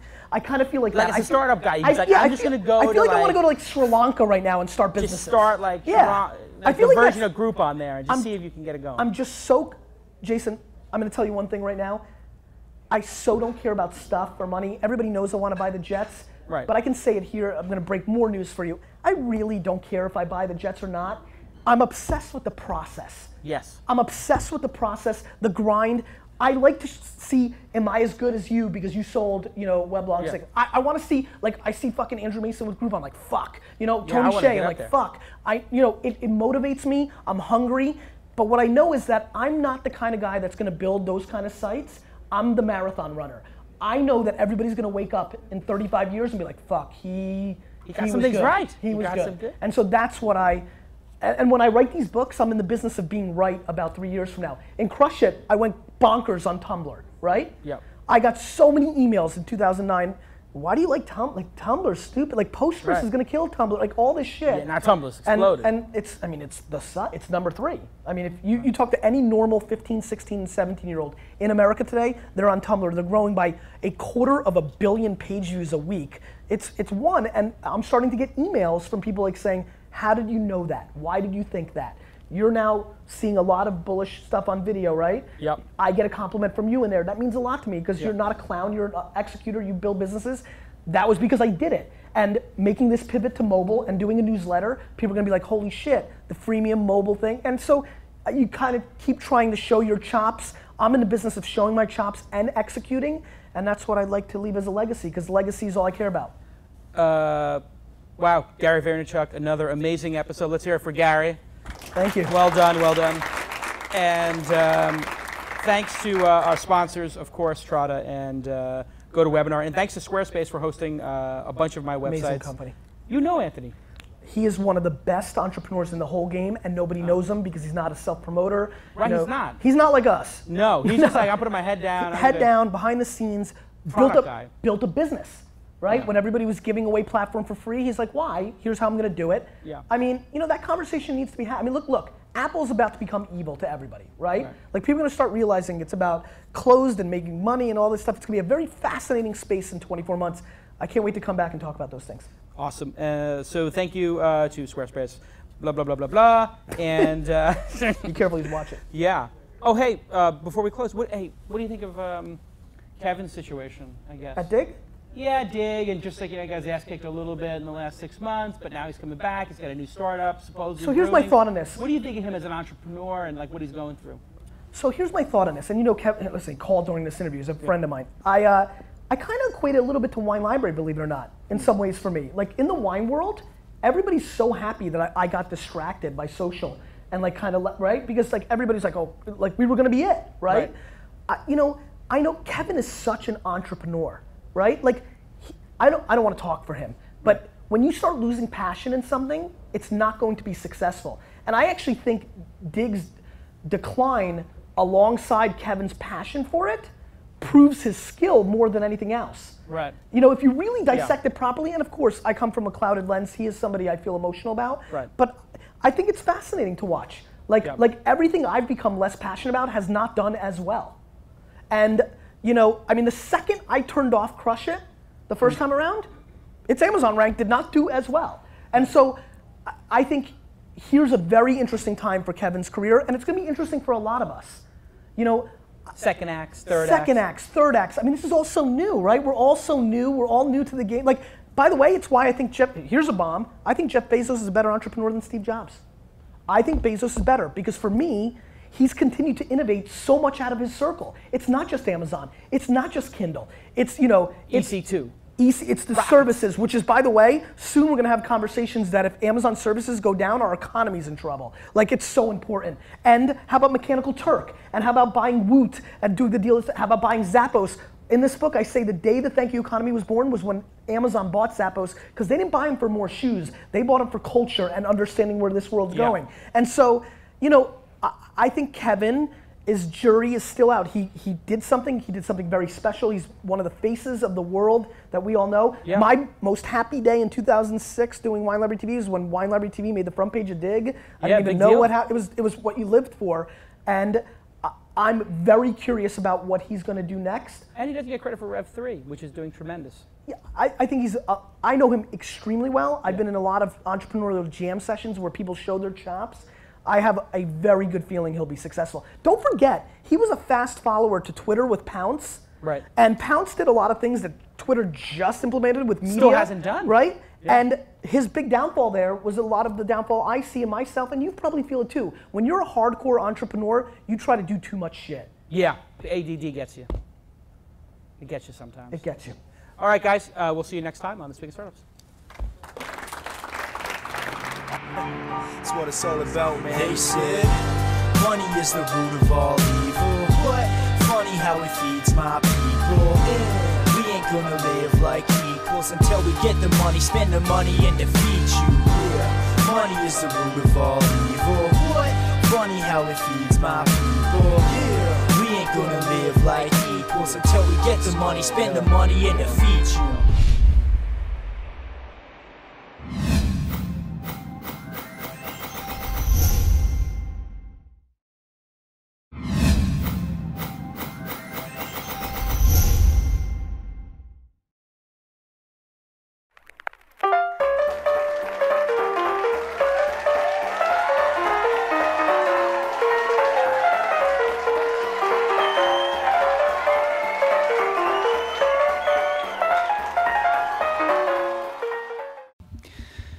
Well, folks, welcome to Humor Me. This is our 50th show, and as a result, I wanted to call it the anniversary show, but I can't call it the anniversary show, and the reason is this. I can't get into the studio tonight. We've been locked out, and so I'm calling this the pre-anniversary show. We're trying to get in, we hope to get in, and we hope to bring you a great program tonight. We have a lot of great guests lined up, but since we're here, I thought that it would be fitting that I would start in my chair. This is the chair that I have hosted the show in since 1949. It is a beautiful armchair, and it's very, very comfortable, and I think you'll agree it's very fashionable. One thing that you don't see, I plan to take you a little bit behind the scenes tonight to the nerve center of where we do the show. One thing that you never see a professional do is actually have the microphone, but actually show the apparatus that is with the microphone. And this is basically what's connected to it. You don't see this on programs enough. This makes this into this. All right, so what did I want to tell you? I mean, I have to think back. We started the show almost a year ago. And it originally was like a Charlie Rose. It was originally a straight interview show, but then it built to more of a variety show. So it's kind of a cross between Inside the Actors Studio and you know, like a Playboy Before Dark, I think.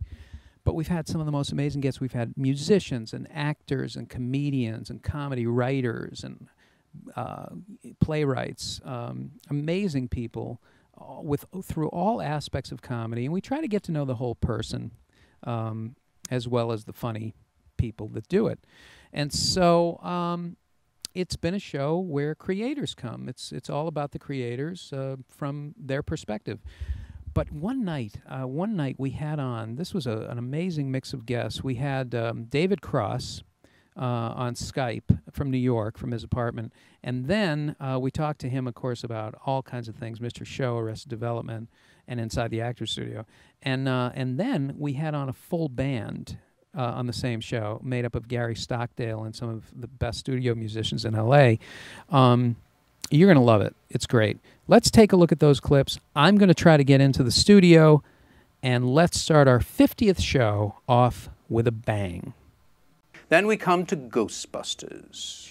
Well, you know, the stuff we did on Mr. Show was, we looked at a few tapes. I mean, they were inspired by, as most sketches on Mr. Show were, one of us, Bob or I, or one of the other writers would come in and going, "Oh my God, did you see this fucking thing on TV or in the news or whatever?" And then we talk about this ridiculous thing and our take on it, and then the sketch would evolve from there. But with Inside the Actor Studio, there were a couple specific things that we took for that sketch. One being he had Ben Affleck on, and obviously this was years and years and years ago. But he started with, he looks, sort of stares at the guest, and he's like, and I don't know the year, but 1995 Oscar winner, Best Screenplay. 1997, the Blockbuster Award. 1998, again, the Blockbuster Award. It went from Oscar to Blockbuster Award. That's why you're on my show, where we're celebrating you as an actor, and we want nothing against Ben Affleck or anybody else trying to learn anything, but come on. A song. 'Cause I still write bad similes like a bird in hand is like the day is long. Started a career, but all I do is worry. I have no career. I get invited to a party, but all I'm thinking is, what am I doing here? When I seem to be most comfortable, I'm really wishing I was still in bed. Always so surprised, folks don't realize I'm just hanging by a thread. Shouldn't it be easier by now? Shouldn't I have this down? Shouldn't I be shining through, collecting all my royalties? Shouldn't I be sure that I know how? Shouldn't I own this town? Shouldn't I be able to depend on all my loyalties and friends? Shouldn't it be easier by now?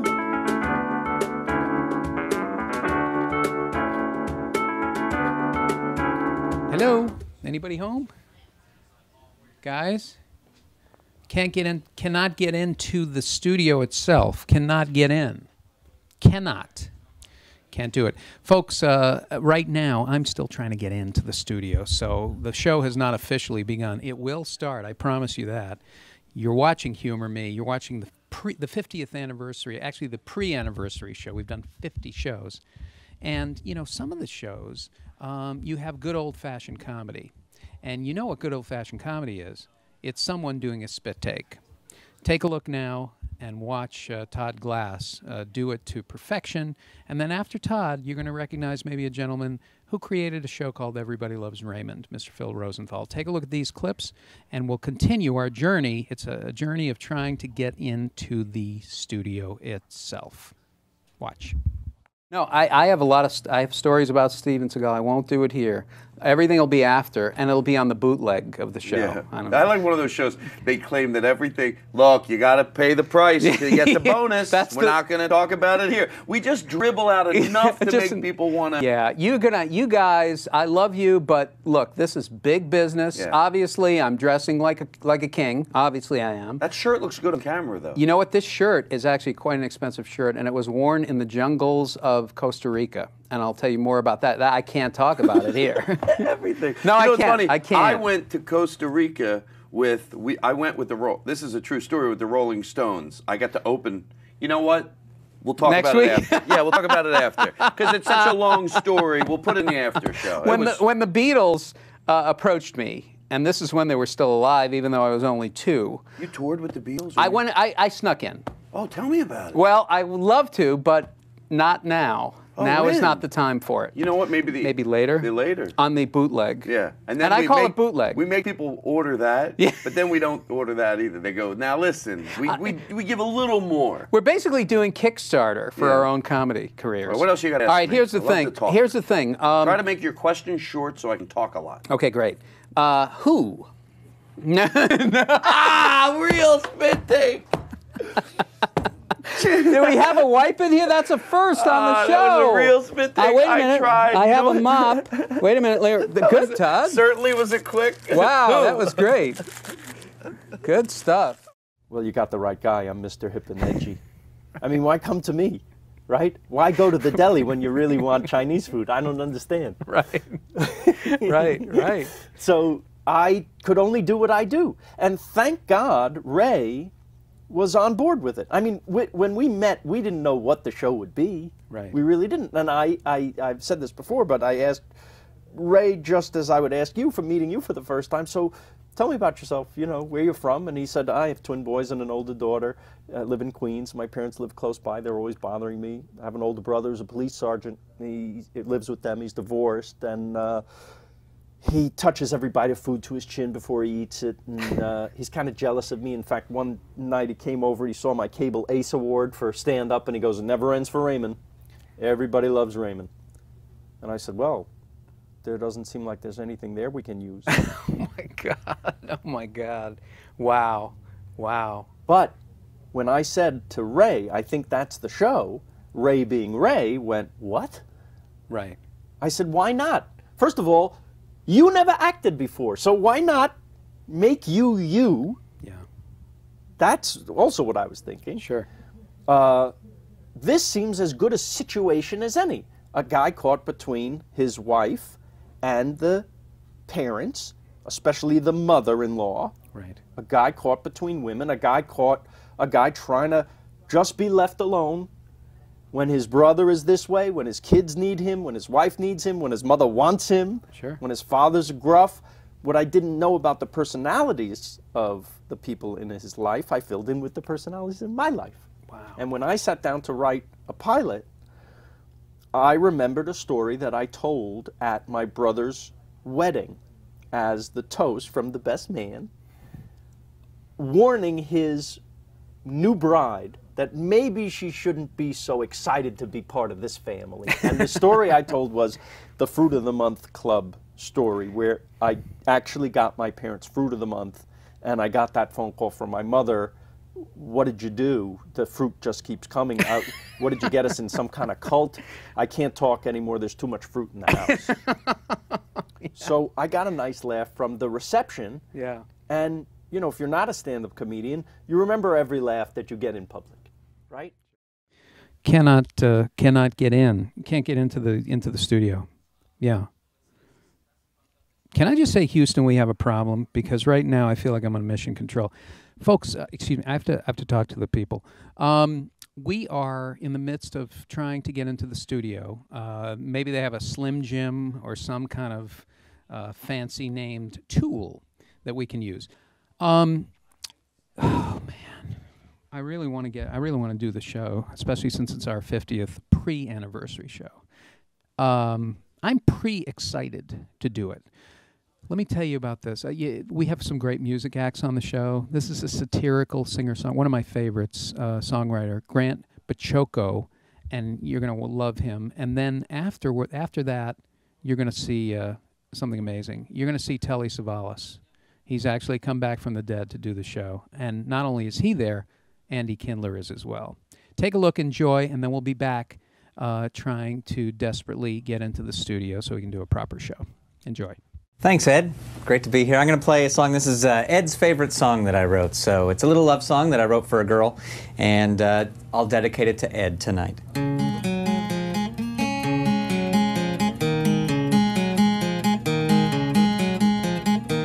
Our love is like a puppy dog, one that's just been spayed or neutered. We feel sad and we feel betrayed, and our genitals hurt. Our love is like the winter snow that surrounded the Donner Party. They were trapped and the snow began to mock them as they were forced to eat each other. Our love is like this because it's not very good.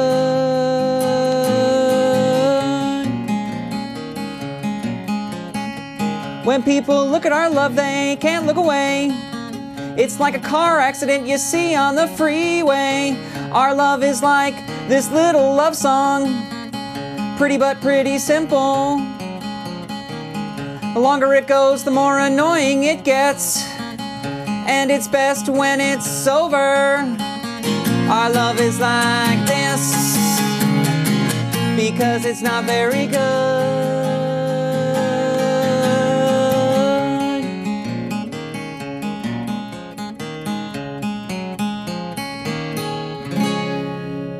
I have 4 words for you, Telly. Hair club for men. Think about it. That's all I'm saying. Always wait an extra hour after you eat before you go in.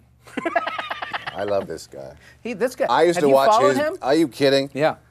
After the long day on the set of Kojak, I'd come back and see some of the old workhorses. Dana Gould, Bill Hicks, this guy. Yeah. Yep. Made you feel alive at the end of the day. You know, after an ugly day. You watch Comedy Central? Oh yeah. Back when it was pure. Back when it was something special. Channel 50 on your cable box. Was it? What did you watch? Did you watch Stand Up? You ever see that? Oh yeah. And I sat through that Wally Collins, and I had a guffaw, but it was worth it. To get to this guy? We got to the gold. That's right. Yeah. Yeah. And Telly, now I have to ask you. You are a singer as well. Mm. Did you train in So singing? you don't need to train.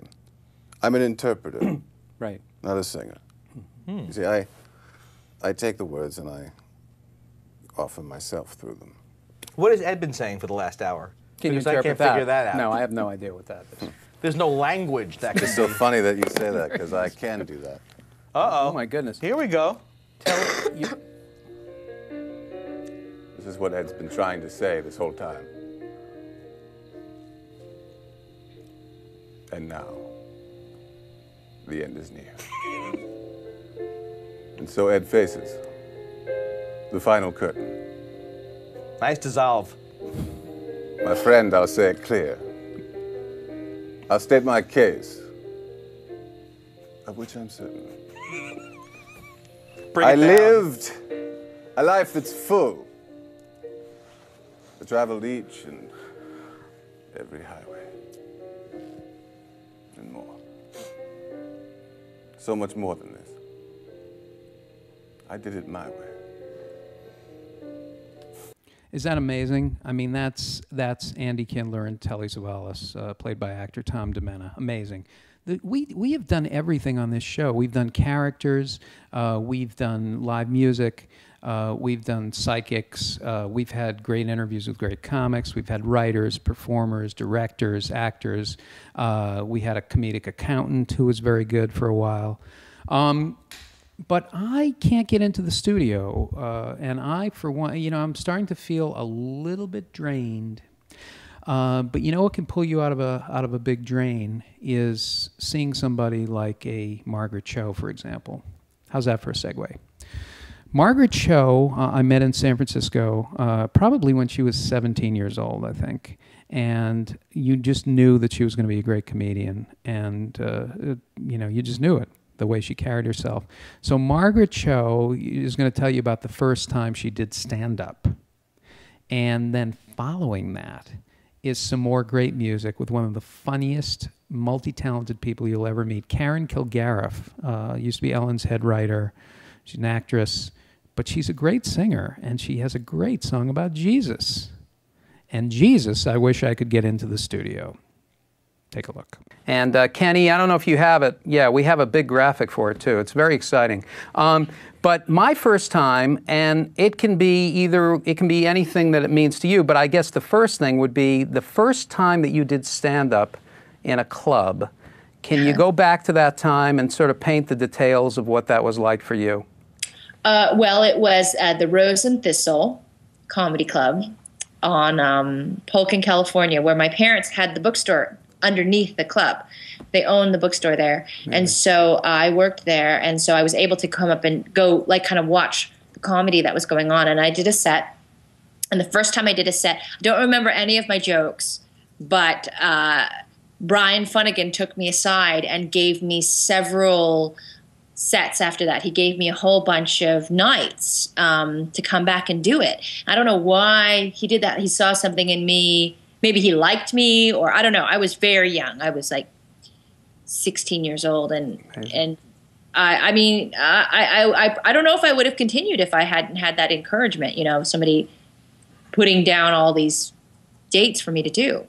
But that was the first time, and there was very small audience, maybe 5 or 6 people. But it was, I remember it was successful, and it was very exciting. But it didn't really kick it. Like, I didn't really learn how to do it properly. It took a good 4 or 5 years to really get comfortable with doing it. Jesus walks and he runs and he flies. He can harness the wind. He's in charge of who lives and dies. He has open wounds and his heart's on fire. He can see us right now. He is watching us.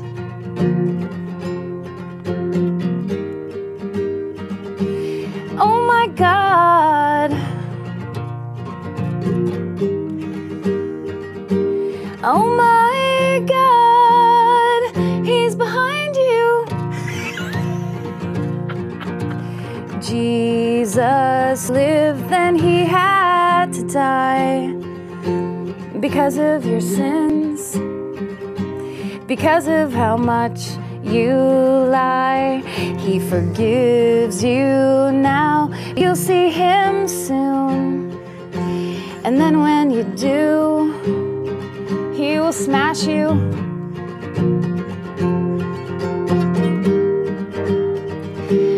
Oh my God. Oh my God. Jesus will smash you. That's my Jesus song, everybody. Oh, Karen Kilgariff, everybody. That's it. Welcome back to the Humor Me pre-anniversary extravaganza. It's our 50th show, and I am 50,000 years old. I swear to God. I can't tell you how excited I am to be doing a special. This show is a talk show. It's a variety show. It's like inside the comedy studio. It's like outside the comedy studio. It's up your comedy studio. It really is. But you know what's the best thing about this whole place is the bathrooms. This is amazing. What bathroom do you come into and look? You have Lysol. You have full bottles of Scope with the miniature cups. You have a candle, which aromatherapy. You have soothing aloe vera. You have a full box of Kleenex. You have room to move around. This place is freedom to me. It spells freedom. And you know, there's nothing more freeing than talking about your feelings. And I was very lucky to have Greg Proops come in. And we spoke about something that comedians almost never talk about. I just learned how to speak English yesterday. Check this out, and we'll continue on our journey and our tour of the bathroom. Is there a practice to relax? Is there something that takes you out of it? Or is it just like you just go and... No, I just go. I think I probably smoke too much weed and things like that. But I do agree with you. I think most comics are depressed and no one ever does talk about it. I think that's part of what comedy is for, I wouldn't say every comedian, but certainly for me and probably for you. Yeah. What did Louis Armstrong said about, they asked him about smoking dope because he smoked dope every day. Right. And they said, why do you do that? You're a genius. And he went, it helps with the blues. And for him, like, obviously his great majesty and genius with the horn was what got him through all the horrible upbringing and horrible treatment of his life. Yeah. And I think for comics, for me, let's talk about comics, for me, I am gloomy, you know, when it sometimes, and my wife will say, you know, because she's not very depressive, but I will be. I'll get up one day and she'll just be like, oh no, you know, and you're in the corner fuming, glowering at the Bible, you know. Sure. And so stand-up always always makes me feel better in that regard. And sometimes, and this is going to be, I don't know if I've even ever told anyone this, some nights if I'm in too good of a mood, and I've had to do this once or twice, when I get to the club to do a set, I have to go kind of work myself into a, like I can't be in a perfectly equipoised state of absolute confidence and happiness. Really? It has to be like a, you know, little something. Let me think of something. Let me have a drink. Let me talk to this person. Let me get an edge going here. What do you think would happen? If I didn't? Yeah. Well, I've done it the other way too, and I think nothing does happen. It's more of like a psychological barrier you set up for, or I set up for myself. Yeah. That I have to get over. There's other times when I go on and I am perfectly together, and I think this is exactly what I want to do tonight, and then you try to do it. Because that's what comedy is, right? It's a conjuring trick. It's a contest between you and the audience, how well you're able to conjure exactly what it is you want to conjure, and how well they're buying that. And then at the end of it, did you think you did it? Because sometimes you'll go on and they go, I loved it, it was so great tonight. And you think, I missed it here, I missed it here, I missed it here. Because you're thinking about that part of it. Sure. But I think that always the part that lifts my spirits as a depressive comedian is connecting. Right, that's the way you Connecting. connect. That's the human, that's your community Right, at that time. Obviously, I want to browbeat the audience and dominate them with my enormous dick and all that stuff that I do on stage. But really, I want to connect with them. And that's why if they don't laugh at everything I say, I give them hell. And if they don't get every idea, I make them know. Yeah. Because I really think that they should, I want to connect with them so much that I'm willing to kind of beat them up and beat myself up to do it. Hey, we're back. This is Jonathan Katz, the guy who likes to say, hey, we're back. I don't get it either. Hey, Sandy Briscoe was my best friend at Oxford. We remained friends for years after school, but little by little we drifted apart until I heard one day that he was working in South America studying the mating habits of an insect, and I decided to pay him a surprise visit. I think I see him about 100 yards from me, from where I'm standing right now. I'm approaching as quietly as I can. I don't want him to see me coming. I really want this to be a complete surprise. I'm just going to put down my state-of-the-art Nagra and see if I can get a little closer. Hey, Sandy, it's Sandy! Over here, it's me, John Katz. I'm just putting it down. Please don't put that there. Oh, shit.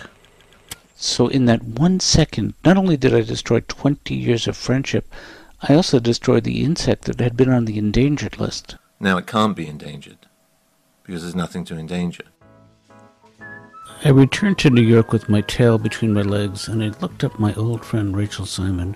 Rachel Simon is a dominatrix, and recently created a niche market for herself. She is a dominatrix who specializes in grammar. Verbs. Liking, hiking. Adjectives and adverbs. Pretty. Nicely. Gross. Prepositional pronouns. That's tough. That is tough. Nouns. Book. Tree. Possessive adjectives. Welcome back, folks. And you know what we're here for. Well, there's two things. Number one, we're doing this. And number two, I'm trying to get into the studio, which is locked. And so because I can't do that, I have to go through my memories of some of the finest shows that we've had here. You know, when it started out, the show was actually done at a table, like a Charlie Rose table, and it was strictly an interview show. And after that, I realized that if I can't see my legs, I can't enjoy myself. I have no idea what that means. But we started to take the show and make it into more of a variety show. So, but keep the interviews personal. So personal interviews, variety, and as a result, we came up with very interesting acts and guests and saw different sides of people. And I can't quite remember who those people are, but I do want to remember them. And I've made some notes in my phone here. Oh yeah, this is very interesting. There was someone came on who's so talented. She did the news here, the comedy news, and she's an actress, and her name was Julie Mitchell. And I wanted to pay tribute to Julie because she was really great, terrific actress. And she brought us every week the comedy news. So now let's take a look at Julie, and then we'll come back and we'll diagram why something is funny or not after this. Now, Julie,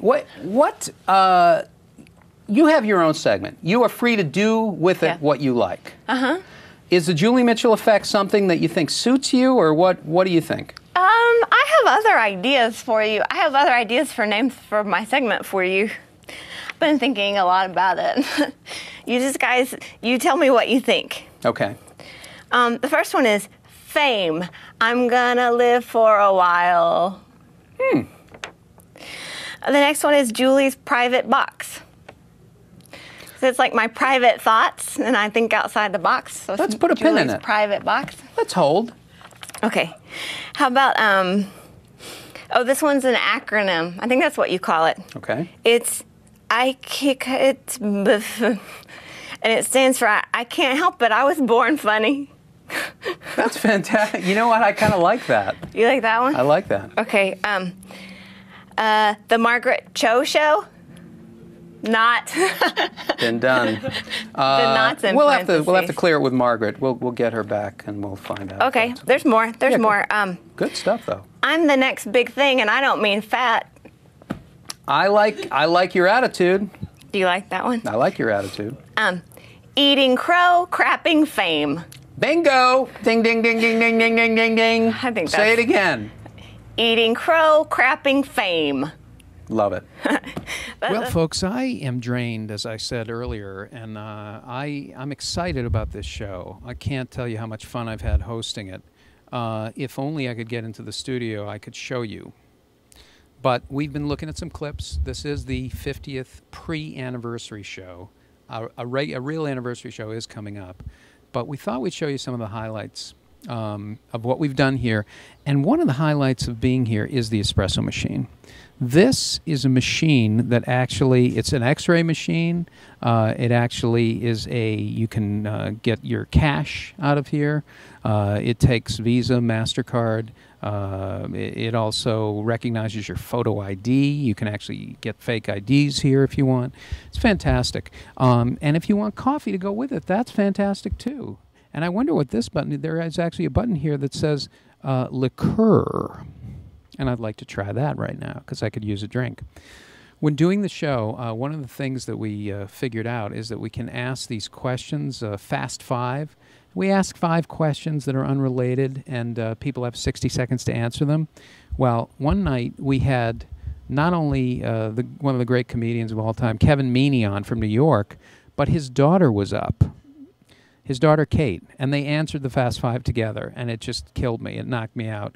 Take a look at this, Kevin and his daughter, Kate, answering the Fast Five, and then we'll get some liqueur. Didn't mean to do that. That scared me. Nice talking to you. No. Kate, you are... my dad I'm told so... me to tell you, you are so... My favorite movie is Schindler's List.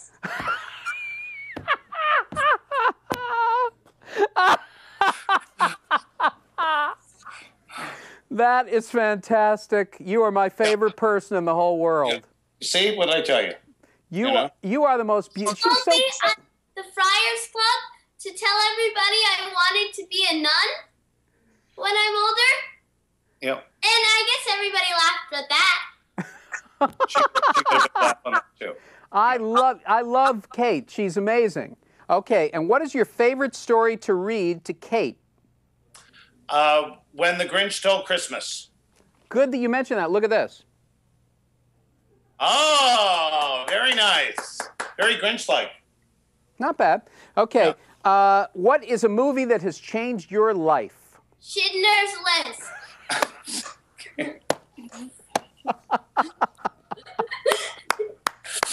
And me too. I'm going to have to go on that one too. Yeah. Okay. All right. Opening line at the Improv on the Moon. Schindler's List. Oh, no. That doesn't make any sense. 3 times. Shalom. There's no question that you're Kevin Meaney's daughter. There's no question about that. Okay, who killed JFK? Schindler's List. No, stop it. All right, I think we're done here. Folks, welcome back to the pre-anniversary special, the 50th anniversary special of Humor Me. We've done 50 shows. And one of the great things about doing a show like this is that you get to discover new talent. Well, certainly new to me. And two of the people that we've had on, they're great. They're very different from what Neil Stephenson or what you know, the visions that we had in books like The Diamond Age and so forth. So or Snow Crash, you know, and so that, you know, that's just a starting point for us to sort of take it back to those ideas of 3D worlds. You know, today that's sort of Second Life, but it turns out, you know, 2 billion people are participating in an online world, a virtual world, but it is nothing at all like the. I want to go, Mark, is into hyperconnectivity. That's sort of the sub-theme here. I'm going to let you introduce that idea. That's going to come out of my answer to your question, so I have it'll be no fun. doubt about that. And it's pretty open-ended. Now, Brad, what I thought might be kind of useful, if we can do it, I didn't get a chance to reach out to you yesterday, but what would be really cool would be is if I could introduce you as, since you're a journalist and a blogger in the category, if there's a story that you want to talk about that you'd like to bring in. Let's see. Let me hop over here and see what we've written about in social media in the past couple of days, and we'll go that direction. Yeah.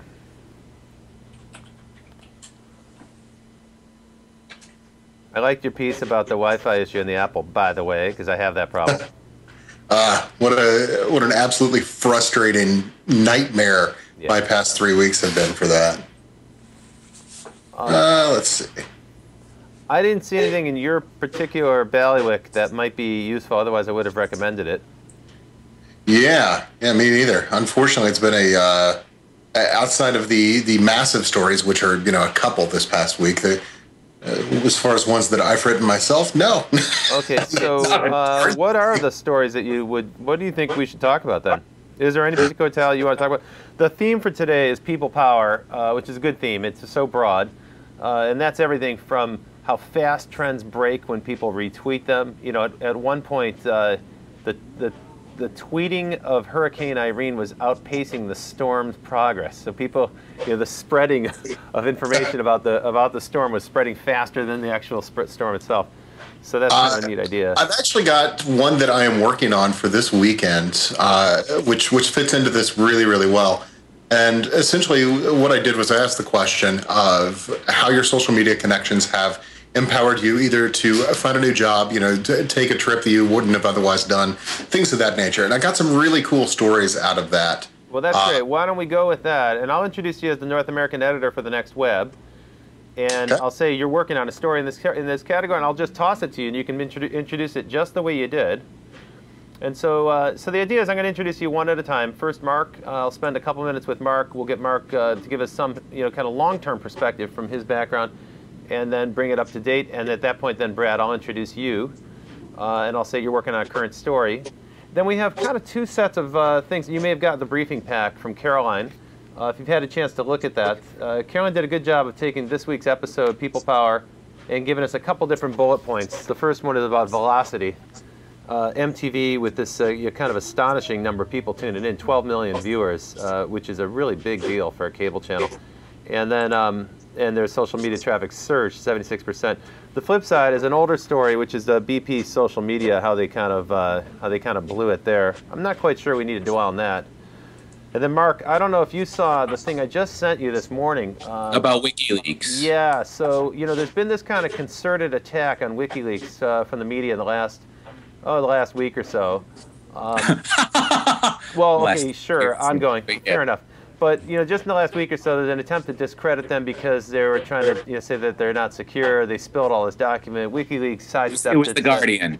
It was The Guardian. Yeah, WikiLeaks blamed The Guardian. If you know that story, I'd rather you introduce it that way. All right, that's fine. And then the interesting thing was today, this piece came out on Truth Out about 2006 in an Iraqi city. The U.S. Basically execution style killed 10 people, and then they called in an airstrike. And this is the kind of information that's actually coming out, those WikiLeaks cables. So I don't know if we want to get into the politics of that, but that's the power of that. You know, this is essentially my take on that is WikiLeaks is willing to go where journalists fear to tread. And I thought that was useful to bring that up because they've been slammed so hard in the U.S. media this week. There's been so much disparagement of WikiLeaks. And then, you know, I don't know this story very well about the crowdsourced constitution for Iceland, but it's kind of a cool one. Anybody game to pick that up? I mean, it's fine. Basically, I mean, crowdsourcing it, you know, they're doing what's been done a lot, which is that they're establishing an open forum, a wiki-like format for it. The question, I think, is always going to be, how are we going to moderate that?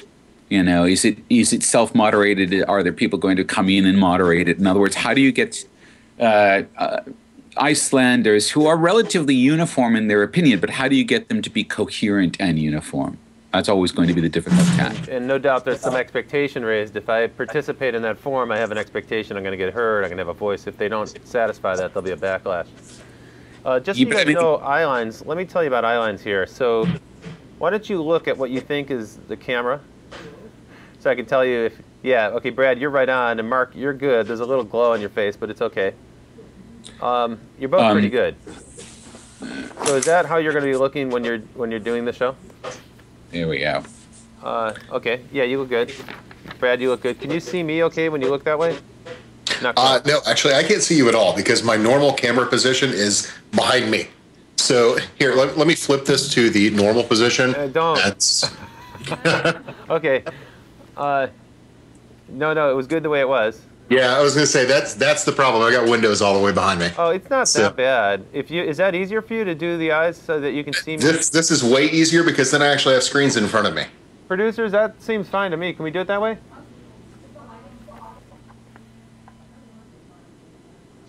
Yeah, me too. But if you can't see, I'd rather be comfortable and have eye lines that make sense. Hey, while we're doing that, Mark, so the other topic is Arab Spring, which we can riff on that. It's a fairly loose agenda. Oh, the only other thing, did you guys see this 13-year-old took out the Justin Bieber videos? I just love this, okay? This is kind of like this is everybody's nightmare, right? Every marketer's nightmare. It's like poetic justice, I think. Well, sure, okay. Okay, great.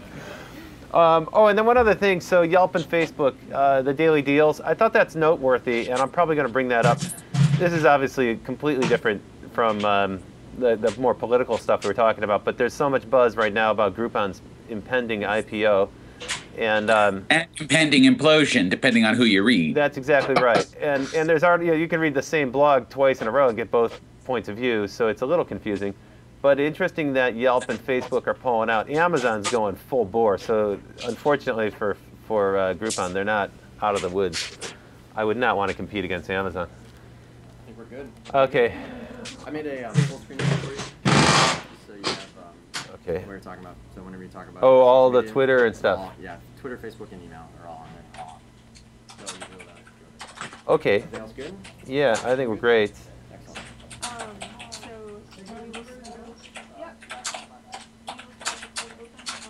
Yeah. I have it up on the teleprompter. You can read or not, it's up to you how much you want to use. Oh, cool. Okay, great. Thanks for that. Oh, we should go. We're 10 minutes late. Yeah. All right.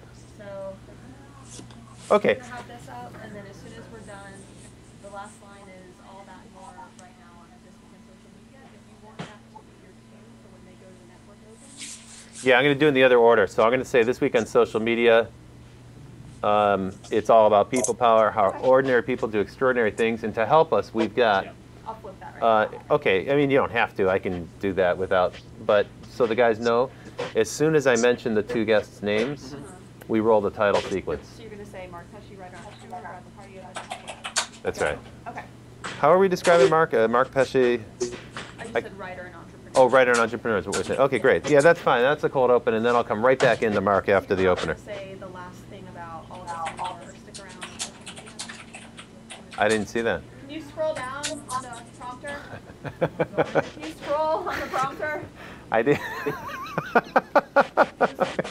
No, I wasn't going to say it because I didn't know it was there. So. Scroll to the end of the prompter. What?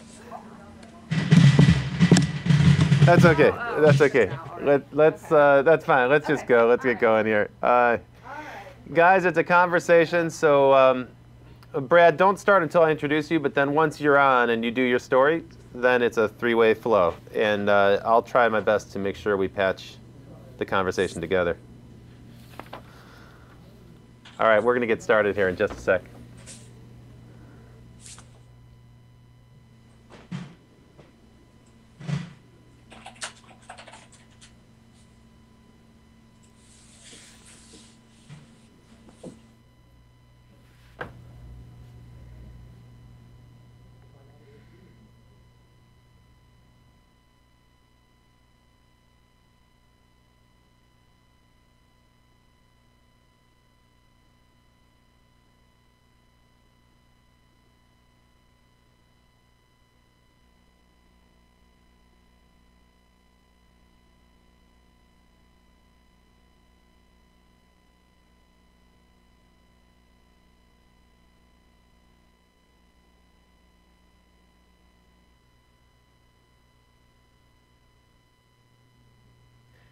Hello again, I'm Robert Tersick, and this week in social media we're talking about people power.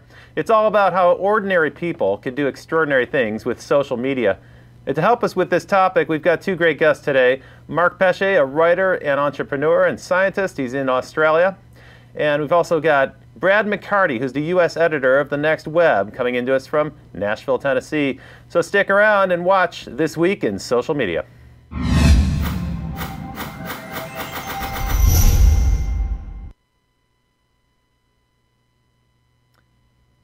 Well, welcome back to social media. This week in social media, we've got a couple great guests. We're going to start by talking to Mark Pesce. He's coming to us from Sydney, Australia via the magical power of Skype. Hey, Mark, welcome to the show. How's things in Sydney today? Good day, Robert. Things are fine. We're just coming out of winter into spring, so the weather's just starting to warm up. Well, that's kind of cool. We got a great day out here in Santa Monica at the This Weekend Center. Cloudy and none of that nasty weather they're having on the East Coast, though. Lots of Twitter action this week about that storm. Mark's got a great background for us. He's got a terrific perspective. He's the inventor of VRML, the virtual reality modeling language, which was quite the rage about 12 years ago, or maybe a bit more than that. All kinds of activity in that space. Now, Mark, you were developing this whole concept of a virtual reality, virtual world, in a way, kind of bringing to life the visions of writers like William Gibson and Neil Stephenson, all that sci-fi stuff that we love to read about. How would you talk about where we've ended up with social media and the way people can connect instantly versus the vision that you had in the 1990s? I think that the vision that was given to us by Gibson and Stevenson was wonderful, but it was really too instrumental. It's kind of funny to think that a science fiction writer could get things too literal, but the evocation of cyberspace, as was given in, say, Neuromancer or in Burning Chrome, and then later on in Snow Crash, was this very literal 3D space with people walking around in it. And it turns out that the social space that we live in between our ears is actually much more figurative than it is literal. You can make it literal, but it's actually a great deal of work. It isn't going to be, and I mean, we'll give it a couple more years, but where the Connect is going certainly would allow us to have a lot of the literality and physicality in cyberspace that we haven't been able to have before.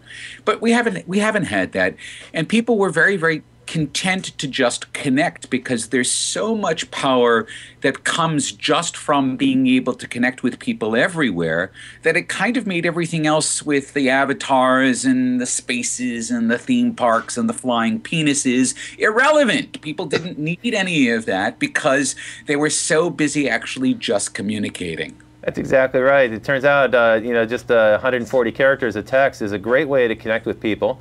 And you don't need all the encumbrance of 3D or... Remember back in the day when they had those 3D gloves that you're supposed to put on so that you can manipulate space in what they used to call cyberspace? Sounds like a crusty old term these days. Right, and you can do that all now with a Kinect. You can do that all with clever software on the camera on your Xbox. And no gloves required, right? No gloves required. It's interesting. You mentioned Hurricane Irene earlier because, of course, it was the big story this weekend. I decided that I was going to try to watch the Twitter stream. So I booted up TweetDeck and plugged in Irene, and TweetDeck crashed immediately. because Wow. there was just too much data going on. Oh, that's All right? amazing. I shouldn't say it crashed. It just froze up solid. It couldn't do anything. It was just too busy listening to everyone on the East Coast going, oh, my God, oh, my God, oh, my God, oh, my God. And when you have, 25, 30 million people all screaming at once and all tweeting about it, it's a bit of an overload. At one point this week, I was reading about the Twitter commentary and the retweets were moving faster geographically than the storm itself, and so there was sort of a sweet spot where you could, sort of 100 miles outside of wherever the storm center was, you could kind of get a sense of what was coming next and what you should be prepared for as it was hurling towards you. So this is kind of the cool thing where the virtual world is racing against some event that's happening in the real world. And how long is it going to be before some creative person figures out exactly the way to be able to harvest that and present that curated for me so that I don't have to actually dig in? I can always just put myself in the front of that line. Yeah, so I'm always at that 100-mile point. I mean, we're also starting to see that this gets used for earthquakes, right? Because news on Twitter about an earthquake travels faster than the PNS waves of the earthquake. It's kind of an amazing thought, right? Millions of people individually doing their own thing, and that action moves faster than this force of nature. Well, Mark, I know you've got great views on all kinds of social media, and particularly how it affects politics and government and empowerment of people. We're going to circle back to that in a second, but first I want to introduce our next guest, our second guest. Brad McCartney is the North American editor for The Next Web, and you can find him on the web at thenextweb.com. He's working on stories about social media and some unusual ways it's empowering people in these times of economic crisis. So welcome, Brad, from Nashville, Tennessee. Thanks, guys. And yeah, that's been kind of the goal this week. It's social media. We all like to talk about ourselves, at least to some extent. And so I put the question out there just kind of randomly on Twitter, and I said, how has social media empowered you to do something that you wouldn't have otherwise had the opportunity to do, whether that's take a trip, get a new job, or what have you.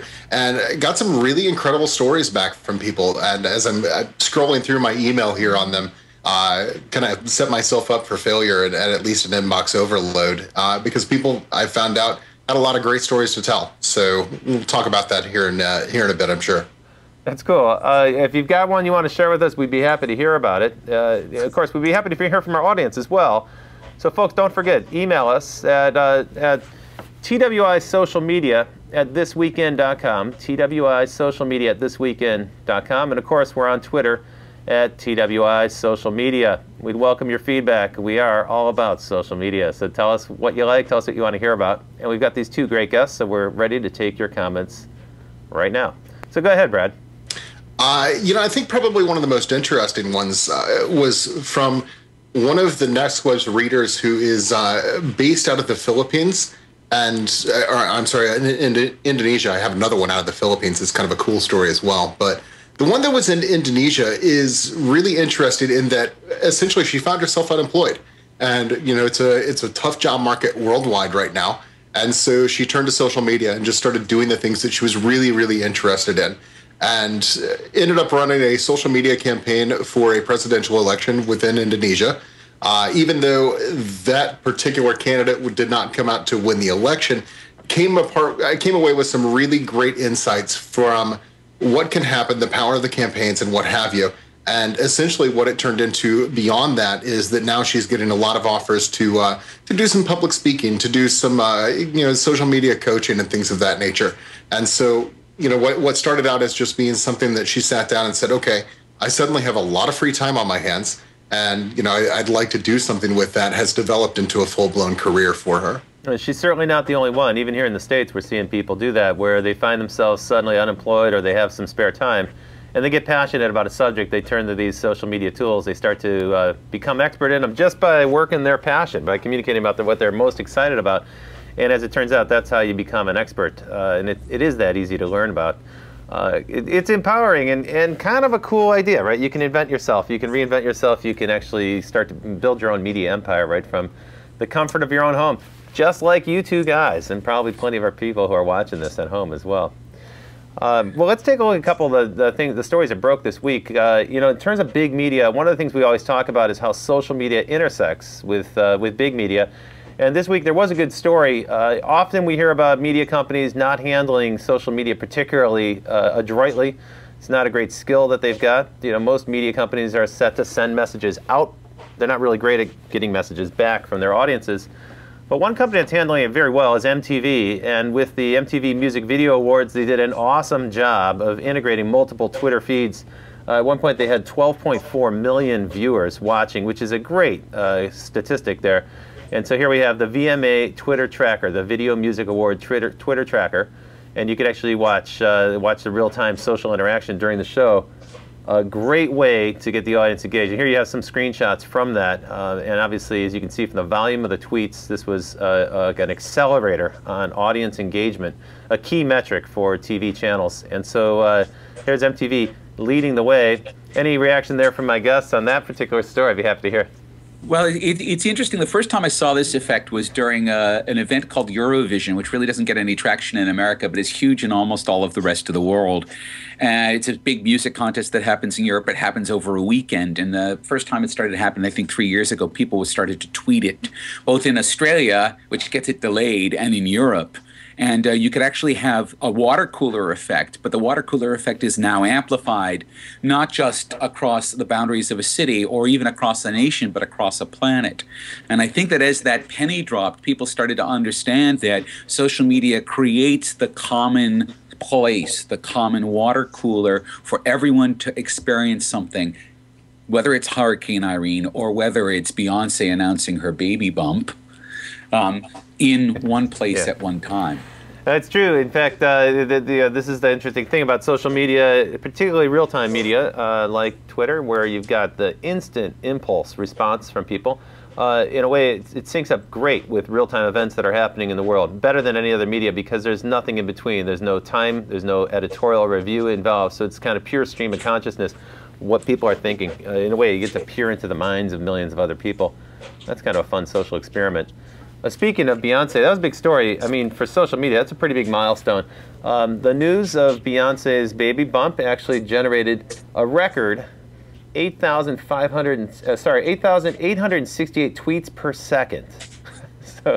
So almost 9,000 tweets per second. That's more mentions per second than the Women's World Cup results just recently occurred, or the killing of Osama bin Laden. So here you have kind of trivial pop culture news, I suppose, a milestone in some people's eyes, but it sure generated a heck of a lot of buzz in the social media sphere. Now, there's also some media companies, or some big companies that use all kinds of media tools, have run into real problems with their social media. And I guess this week's example is British Petroleum, BP. Gosh, in general, people have been beaten up on BP ever since Deepwater Horizon blew up and sank, and then all that oil spilled out in the Gulf. So they've been kind of the GOAT. Well, they've also gotten picked on in social media. A phony account was set up. I want to make sure I get the story right here. A phony satirical Twitter account was set up at BP Global PR. It's at BP Global PR. It has 165,000 followers, while the official at BP_America, not really the greatest, not the greatest handle actually. The official BP account at Twitter only has 30,000 followers. So we've got sort of a 8-fold increase there, and from this. Let me ask you, Robert. Do you reckon, you just said they had a horrible Twitter handle. Do you reckon that they even thought about the Twitter handle, that they actually went to a branding exercise around their Twitter handle? They probably didn't even bother to do that, did they? You're probably right, but if you searched it and if you didn't think of that underscore, which on an iPhone you're probably not likely to do, yeah, it's a little ham-fisted.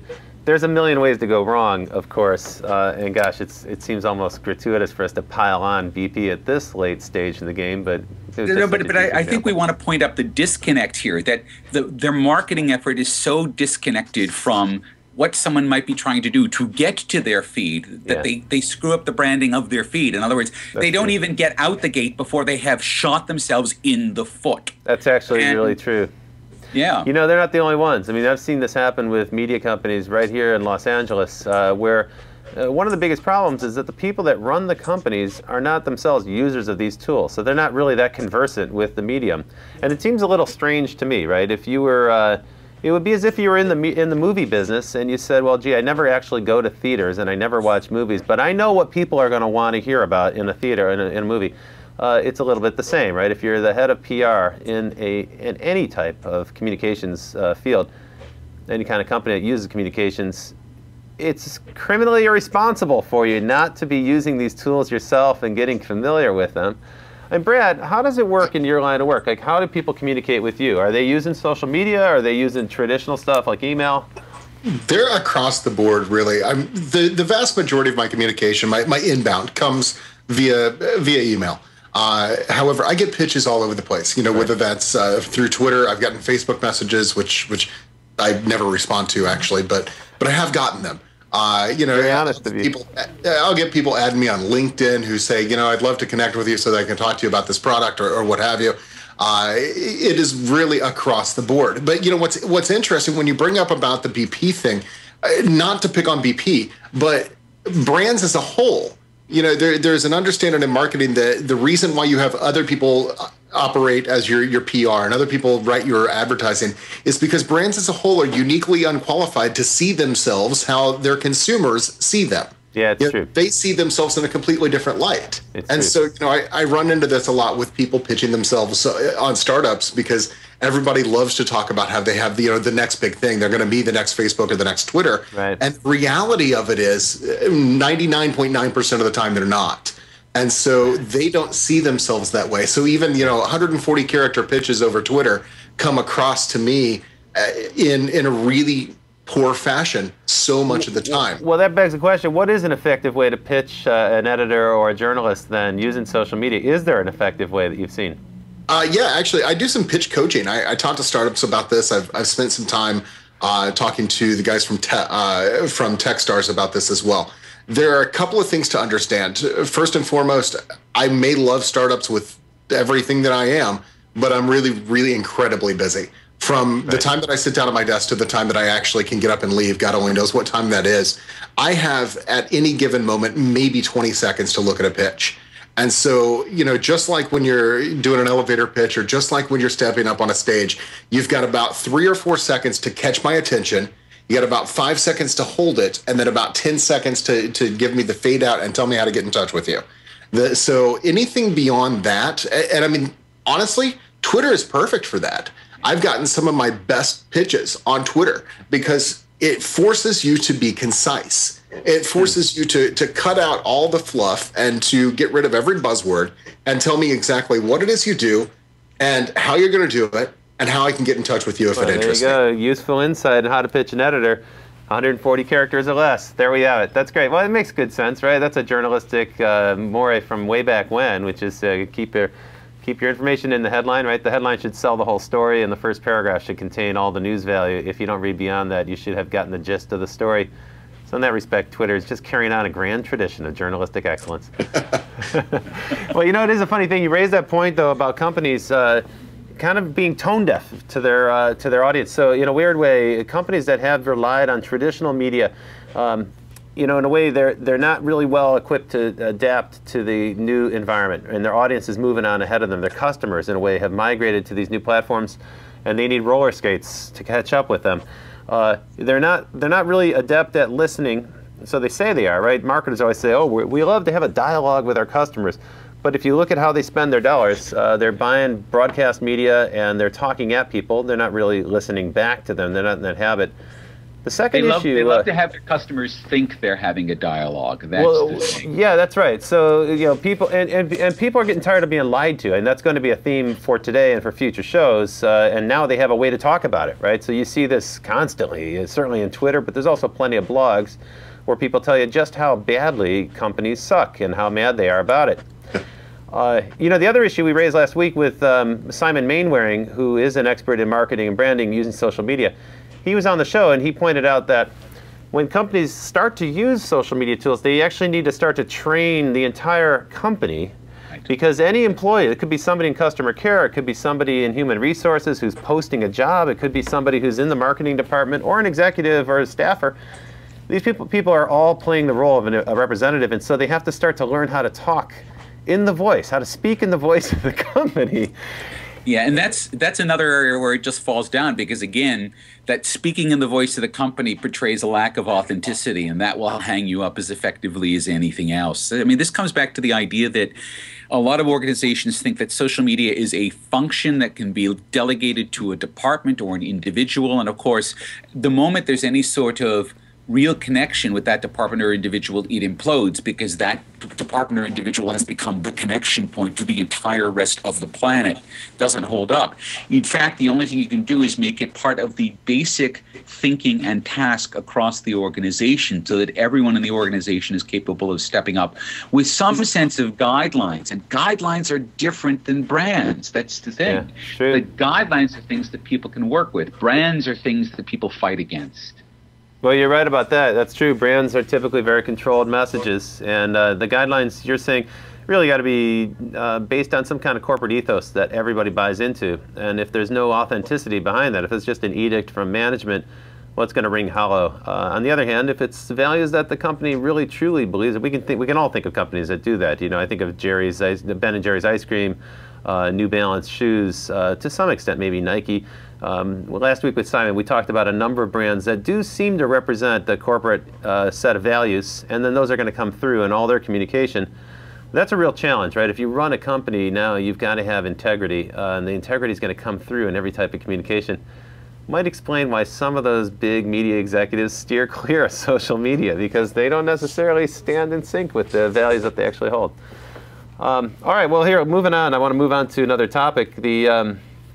Mark, we were talking a minute ago about this Icelandic initiative to draft a new constitution. So using social media to crowdsource the drafting of a constitution. Now, Mark, a number of things you've written on your blog at futurestreetconsulting.com. You've written about the future of government and how social media is going to start to challenge not just governments in the Middle East, not just governments in authoritarian countries, but even the democracies that we think are very, very stable and functioning. Social media moves too fast. It empowers people in new and exciting ways, in some ways that these 19th century constitutions aren't really able to respond to quickly. So tell me a little bit about your thoughts about Iceland and the crowdsourced constitution. Well, Iceland is very lucky in that it has a relatively homogeneous, well-educated, reasonably affluent population. So they have exactly the right space to start in, I think, as a culture for them to have a rethink around the task of what it means to create a constitution. But in this case, of course, they're looking to the bottom up. Because they have this homogeneous, well-educated, relatively affluent population, the bottom-up process will probably be relatively orderly. I mean, it's a Nordic country. They're relatively orderly. And so I think what we'll see out of that is something that is probably not radically different from embodying the ideas of the current Icelandic constitution, but it may do it in very different ways. They may seek new organizational frameworks for coming to consensus or passing laws or electing president. But I don't think that the Icelanders will want to actually change the flows of power in the sense of, you know, this is the relationship of people to the government. I don't think that that's going to change. But what may change is something more subtle, which is that it starts to confuse the boundary between people and the government. And that's the key there, because the more deeply people are involved in the crowdsourcing of the Constitution, maybe they decide that this is not, in a sense, a one-off process, but is, in fact, a continuum. It's something that they're simply involved in during their lives as citizens in Iceland, and are constantly participating in, and so that the Constitution becomes, rather as it is in Britain, where it's unwritten and is basically a set of ideas that are held at any moment in time. Maybe this is written, but it becomes a sort of consensus-driven process where the Constitution is a community rather than a document.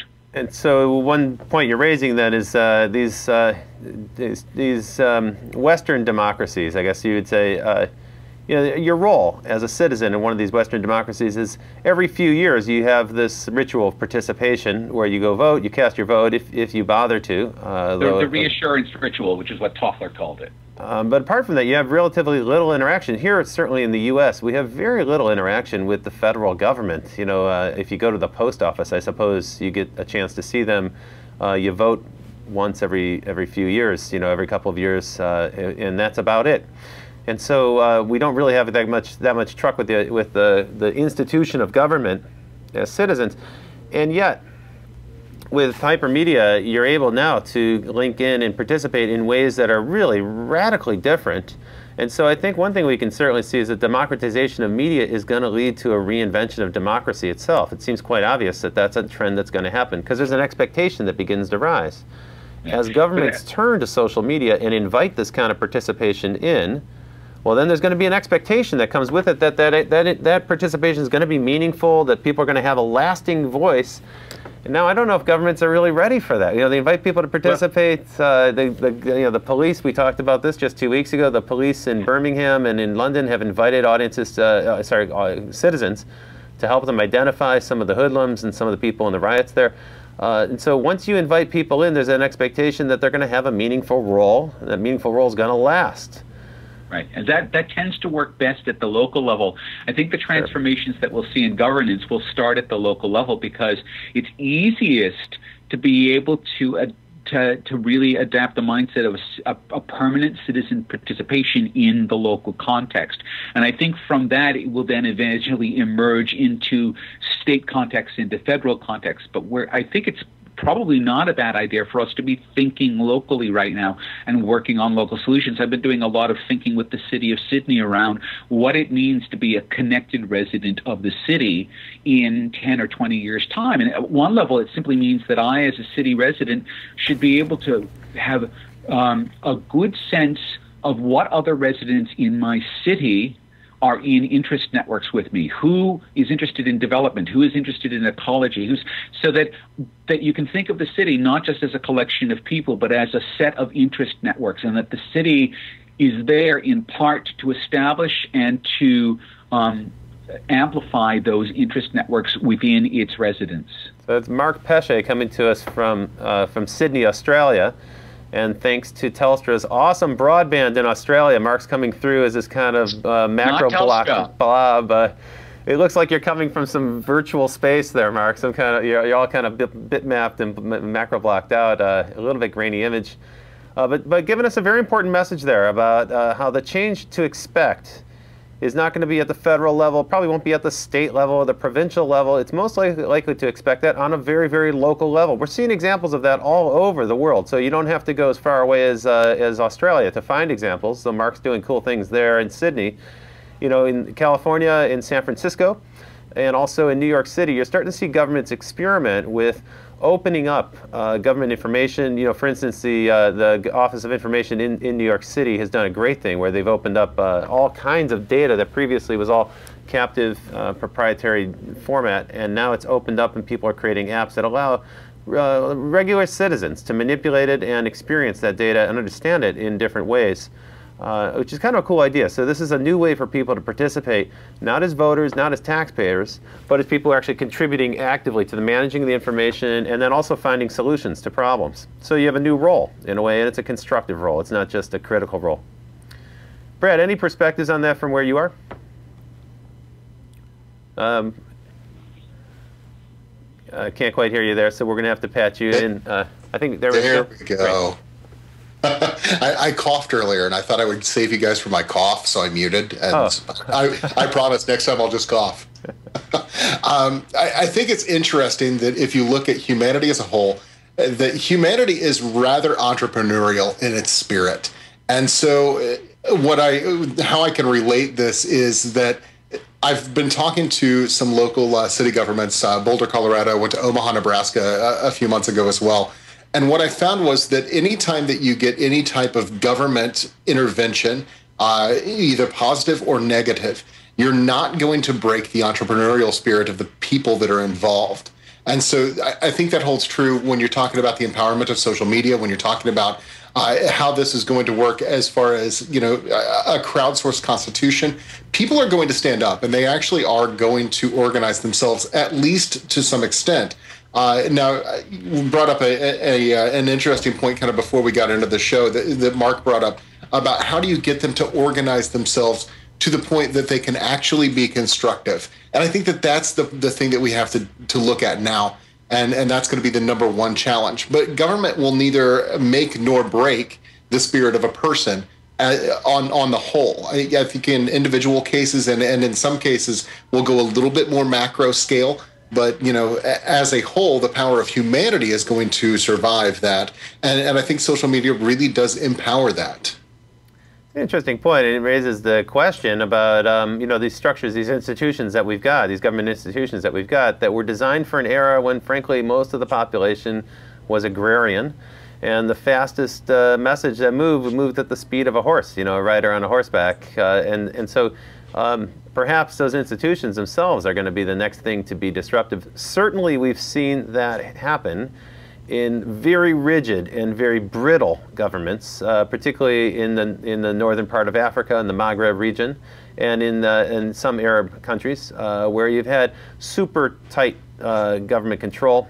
As I say, rigid authoritarian governments, and they've been challenged for the first time, really ever, seriously challenged by something they weren't really ready to deal with. Of course, you know, we've got the news this week from Libya, when governments, you know, in these regions do decide to fight back, they can do so in a fearsome way, where they, you know, quite cruelly will attack.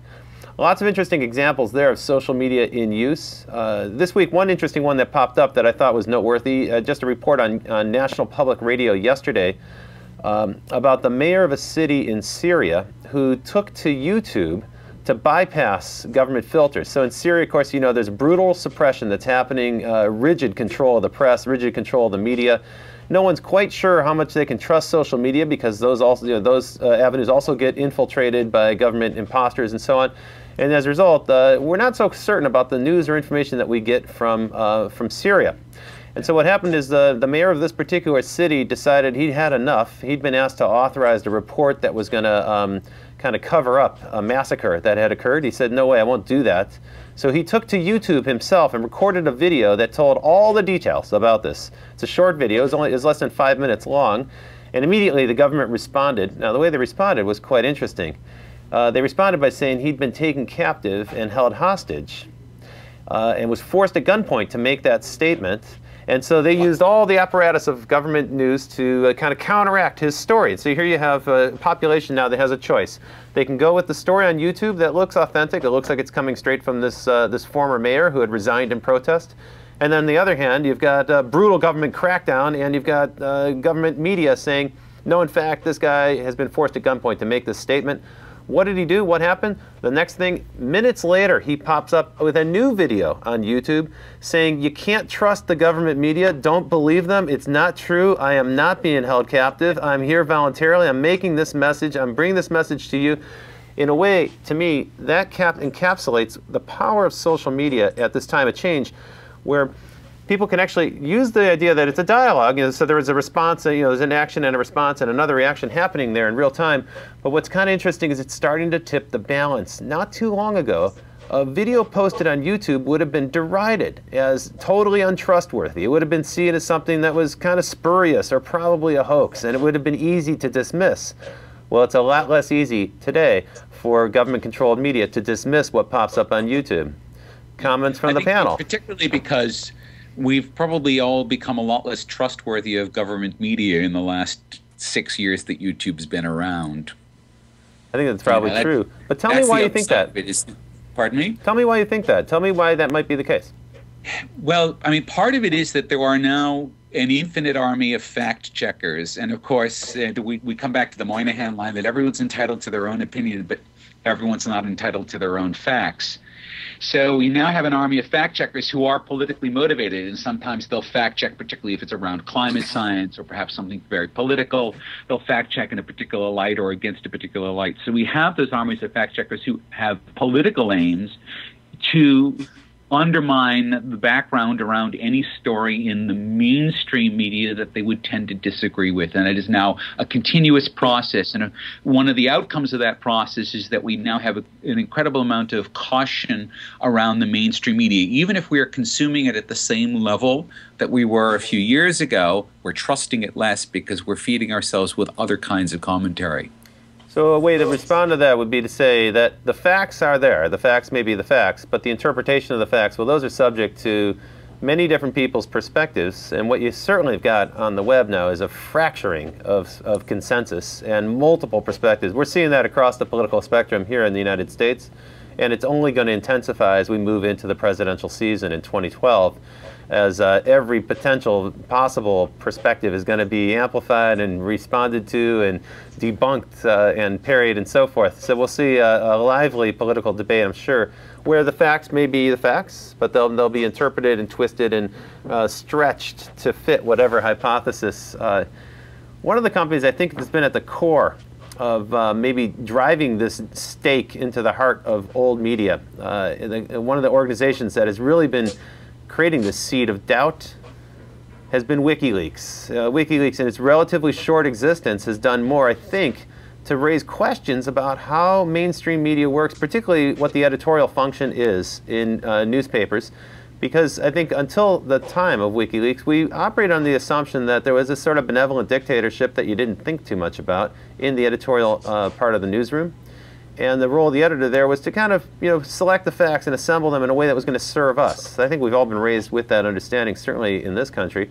What WikiLeaks proved is there is a lot of information that simply doesn't get out, does not make it out to people. And it's been highly controversial.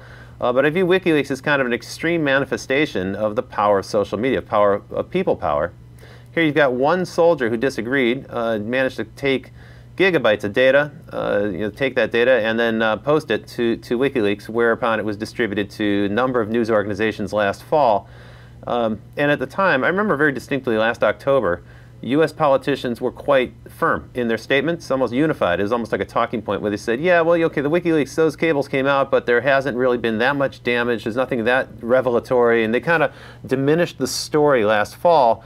But just a few weeks later, you started to see this unrest and rebellion occur in Tunisia, in Egypt, in North Africa, and now it's kind of the snowball effect, because in those parts of the world, people were seeing diplomatic cables from U.S., the U.S. representatives in those regions, and they were seeing that there was contact with the alternative parties, sometimes contact with the opposition, even if it was underground opposition, a perception that there was some legitimacy to the underground opposition, and that was the beginning of these movements, of these gigantic, spontaneous movements where people came forth because they realized right at that point, it's like, oh wow, all we need to do is send a signal. We just need to show up, and the United States will recognize us. I don't know if that was necessarily U.S. policy. Probably wasn't. It certainly was not what was intended with those diplomatic cables that came out. But there's no doubt in my mind that that was the effect of WikiLeaks. Yeah. It's actually changed governments now. And some of it, and this has been studied by Zeynep Tufekci, who's an anthropologist working in the United States, but she spent a lot of time now in the Middle East over the last year. There seems to be a correlation between the percentage of the population who owns a mobile, the percentage of the population who has access to the internet, and whether those nations had revolutions or whether they had civil wars. So the two nations that are currently having civil wars, Libya and Syria, have relatively low penetration of both mobiles and internet, whereas Tunisia and Egypt have just enough. And apparently there seems to be some sort of feedback around information diffusion, and it can't be one or the other. You have to have both internet and mobile for it to work the way that it seems to work. Right. And so there's something about the message in the WikiLeaks then getting passed through the internet and then getting spread around mobile phones. I mean, we could conjecture all day long, but there is some process involving all of these elements together where WikiLeaks is the match that's being put to the petrol of all of these communication devices. You're right about that. If there's no petrol of discontent there, just waiting for that match to strike it, then nothing's going to occur, right? There won't be any huge political outcry. But if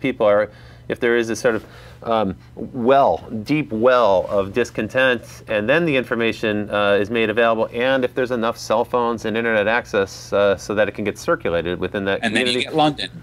Then all of a sudden you've got critical mass. Yeah, that's right, London. You know, the cool thing that came out about the London riots, I know it was super controversial in that country. A lot of people felt very strongly both ways about that issue.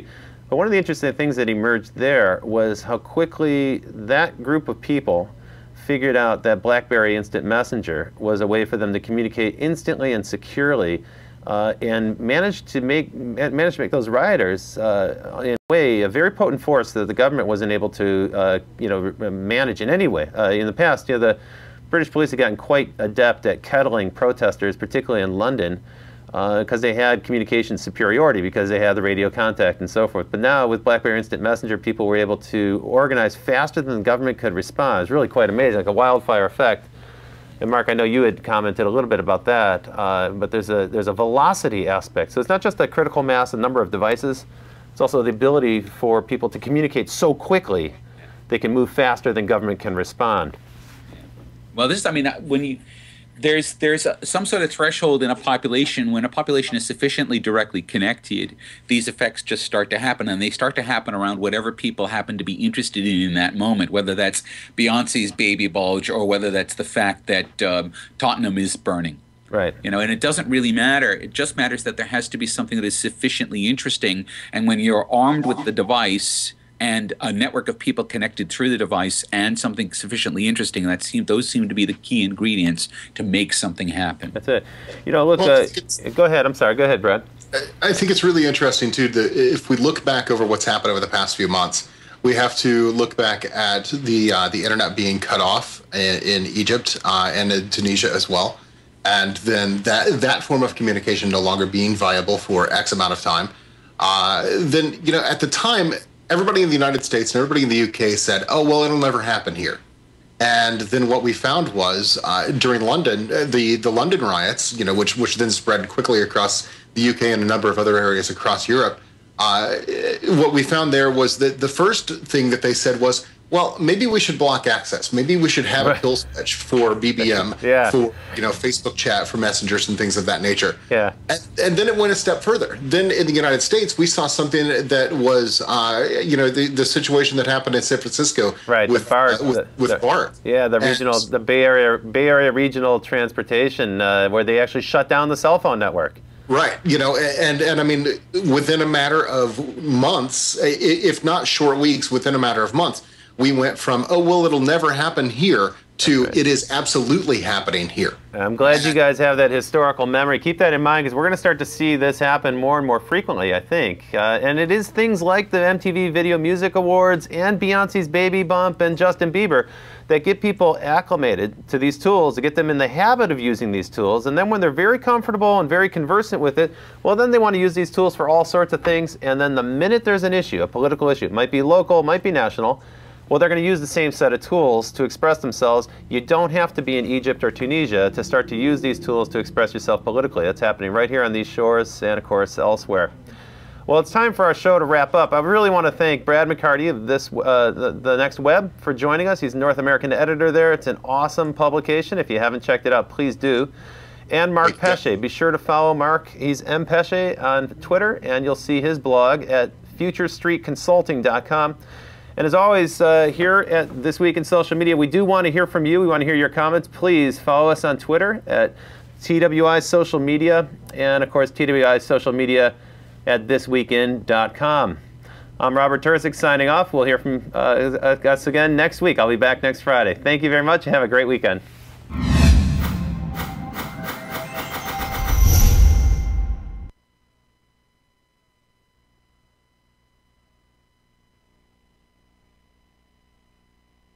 Robert, can't hear you. You want to talk to him? Tough. Yeah.